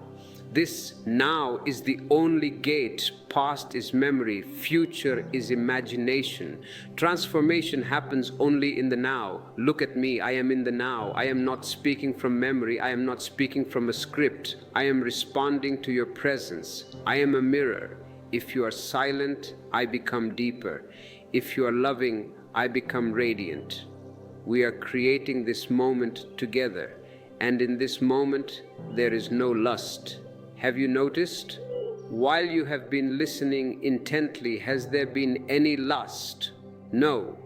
The energy has been absorbed in listening. It has become attention. So you see, you can transform it. You just did it. You just proved it to yourself. Listening is a transformation. Now you must carry this listening out of this video and into the world. Listen to the traffic, listen to the birds, listen to your wife, listen with your whole body. When you listen totally, the ego stops, and when the ego stops, love begins. I want to tell you a story about King Janaka. He was a king, but he was also enlightened, a rare combination. A seeker came to him and asked, "How can you be a king, living in luxury, and yet be free?" Janaka said, "I will tell you later. First, take this bowl of oil, fill it to the brim, walk around my palace, look at everything. But if you spill one drop of oil, my guards will cut off your head." The seeker was terrified. He took the bowl. He walked around the palace. He saw the gold, the dancing girls, the gardens, but he did not really see them. His whole focus was on the bowl. Not a drop must spill. He came back. Not a drop was spilled. Janaka asked, "Did you see my dancers?" The man said, "No." "Did you see my gardens?" "No." "Why?" "My lord, my whole attention was on the oil. I saw nothing else." Janaka laughed. "That is how I live. I live in the palace. The dancers are there, the gold is there, but my attention is on the oil, my awareness. I do not spill a drop. So I see the world, but I am not distracted by it." Be like the seeker with the bowl of oil. Carry your awareness through the market. Let the world be there, the lust, the greed, the noise, but keep your eye on the oil. I am the witness. If you don't spill your awareness, you are safe. You can live in a brothel and remain a saint. But if you spill your awareness, even in a temple, you are in danger. It is not about the environment, it is about your attention. Now, let us address the fear of intimacy. Many men use lust to avoid intimacy. They have sex and then they turn over and sleep, or they leave. They are afraid to look into the woman's eyes after the act. Why? Because in that moment of relaxation, the mask slips. You are vulnerable and you are afraid to be seen. You think, if she really sees me, she will reject me. So you hide. I say, take the risk. After love making, do not sleep immediately. Sit, look into each other's eyes. That is the most precious time. The energy is high, the egos are low. You can merge. You can create a circle of light. If you meditate together after sex, you will reach heights you cannot imagine. Sex becomes the launch pad. Meditation is the flight. Don't waste the launch pad. Most people just jump on the pad and then jump off. They never fly. Ignite the engine. Go up. This requires trust. Trust that you are beautiful. Trust that you are worthy of love. You have been told you are ugly, you are sinful. Wash away those lies. You are a ray of the sun. How can you be ugly? And the other person, your partner, help them to trust. Don't judge them. Accept them totally. If they have quirks, if they have scars, love the scars. Love makes everything beautiful. When you love a person, they become the most beautiful person in the world. Not because their nose is perfect, but because your love paints them with gold. Be an alchemist. Turn your ordinary partner into a god or goddess. It depends on your eyes. Now we must speak of creativity. Sexual energy is creative energy. It creates children. But if you don't want children, what do you do with it? If you just suppress it, it becomes destructive. It becomes violence. You must give it a creative outlet. Paint, sing, dance, write, garden, cook. Do something, create something that wasn't there before. When you create, the energy flows out of the sex center and into the hands, into the voice. You feel a release, but it is a positive release. You feel unburdened and happy. The woman who cooks with love is transforming her sexual energy into food. That food will be divine. It will nourish not just the body but the soul. The painter who loses himself in the canvas is making love to existence. If you block your creativity, you will become obsessed with sex. Because the energy is a river, it must flow. If you block the creative channel, it will flood the sexual channel. So if you are struggling with lust, ask yourself, am I creating enough? Am I expressing myself? Find your art. It doesn't have to be a masterpiece, it just has to be yours. Sing in the shower, dance in the living room, let the energy move. A creative person is never a pervert. A pervert is a creative person who has been blocked. Hitler was a blocked painter. If he had been allowed to paint, the world might have been spared a war. Don't be a blocked painter. Paint your life. And remember, the greatest creation is yourself. Sculpt yourself. Chisel away the anger, the greed, the jealousy. Reveal the statue of the Buddha hidden inside the stone. You are both the sculptor and the stone. It hurts when you chisel, but look at the result, a masterpiece. We are approaching the end of our time together, but the journey has no end. I'm just giving you a map. You have to walk, and the walking is not a duty, it is a dance. Don't walk like a soldier, walk like a dancer. Enjoy the breeze, enjoy the sun. Even the stumbling stones are part of the dance. In the final part, I will give you a vision of the universal consciousness. What happens when you finally dissolve? Where do you go? Does the drop lose itself, or does it become the ocean? Is it death, or is it life abundant? And I will give you my final blessing, a transmission of energy to carry you forward, because words are not enough. You need the fire. I will give you the fire, but you must be open. Open your heart, open your hands, drop your logic. Logic is a small cup. Existence is the ocean. You cannot fit the ocean in the cup. Break the cup. Are you ready to break the cup? Are you ready to be drowned? To be drowned in God is the only way to be saved.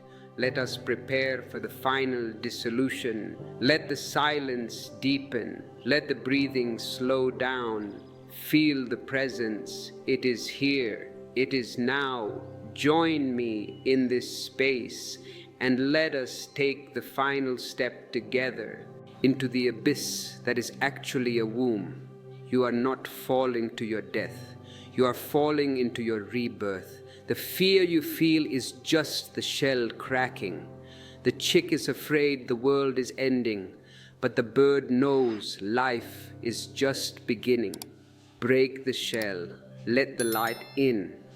We have traveled a long way together in this discourse. We started in the mud of lust where humanity is stuck.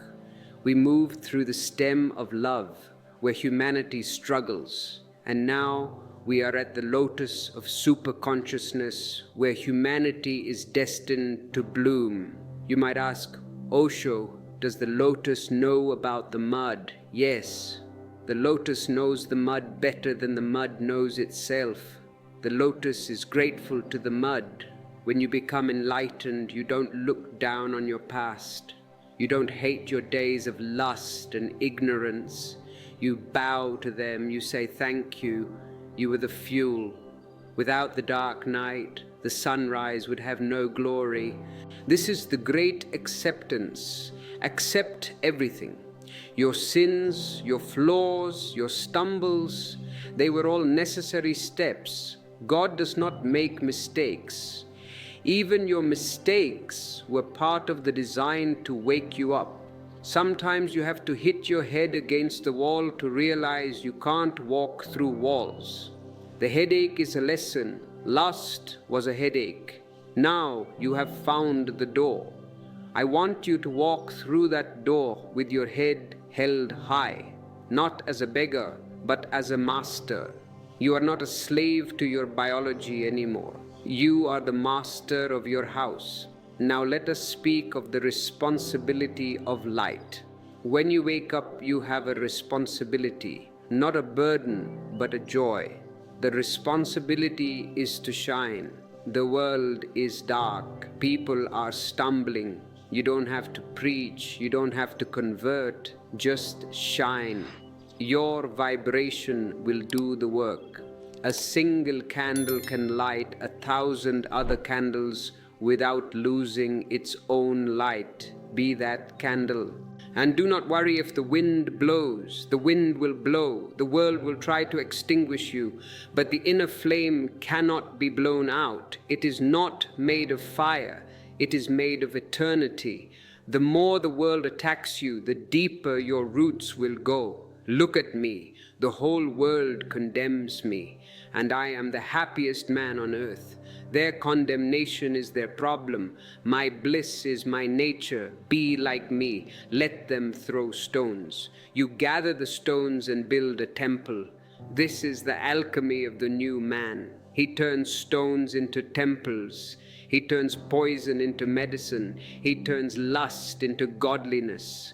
As we reach the conclusion, I want to remind you of the three treasures: awareness, love, laughter. Keep these three in your pocket. Whenever you get lost, take out awareness. It is your compass. Whenever you feel dry, take out love. It is your water. Whenever you take yourself too seriously, take out laughter. It is your medicine. With these three, you can travel anywhere. You can go to hell and you will be safe. In fact, if you go to hell with awareness, love, and laughter, you will transform hell into heaven. The devils will start dancing with you. Satan will ask for initiation. You create your reality. Stop blaming the stars. Stop blaming your karma. You are the creator. Wake up and create a masterpiece.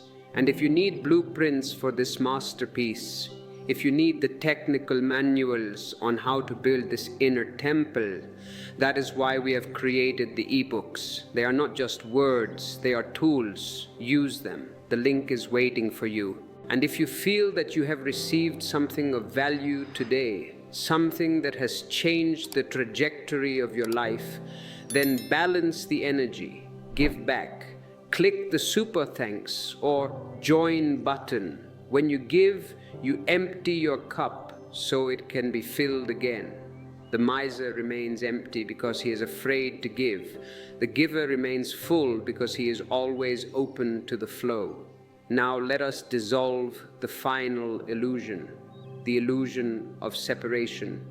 You think you are listening to me? I think I am speaking to you. This is a game. In reality, there is no me and no you. There is only consciousness speaking to consciousness. There is only the ocean waving to itself.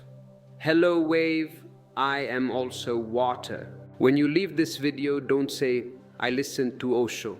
Say, I listened to my own potential. I am just a mirror. If you saw wisdom in me, it is because you have wisdom in you. Only a wise man can recognize wisdom. A fool would look at me and see only a beard and a robe. You saw the light. That means you are the light. Trust that. Trust your own divinity. Don't put me on a pedestal. If you put me on a pedestal, you put yourself in the gutter. I am standing on the same ground as you. Come stand with me. Let us hold hands. Let us dance. The dance of life is waiting. The music is playing. The birds are singing it. The trees are swaying to it. The stars are revolving to it. Only man is standing in the corner, sulking. I have problems. I have lust. I have bills. Drop the problems. Join the dance. When you dance, the dancer disappears. There is only the dance. When you love, the lover disappears. There is only love. When you meditate, the meditator disappears. There is only God. This is the ultimate secret. Disappear, and you will find yourself. Lust was the urge to disappear, but it was too short. Love was the urge to disappear, but it was too dependent. Meditation is the freedom to disappear forever into the whole. So, my beloved ones, go into the world. But don't be of the world. Live in the marketplace, but let your heart be in the Himalayas. Enjoy the body, but remember you are the soul. Transform the poison, drink the nectar. And whenever you feel the darkness returning, whenever the old habits of lust knock on your door, just close your eyes. Remember this moment. Remember this silence. Remember this transmission. I am always with you. I am not a person, I am a presence. If you are silent, you will hear me. If you are loving, you will feel me. If you are laughing, you will see me. We are one. We have always been one. The journey was just a dream to discover what we never lost. Wake up. The morning has come. The sun is high. The goose is out.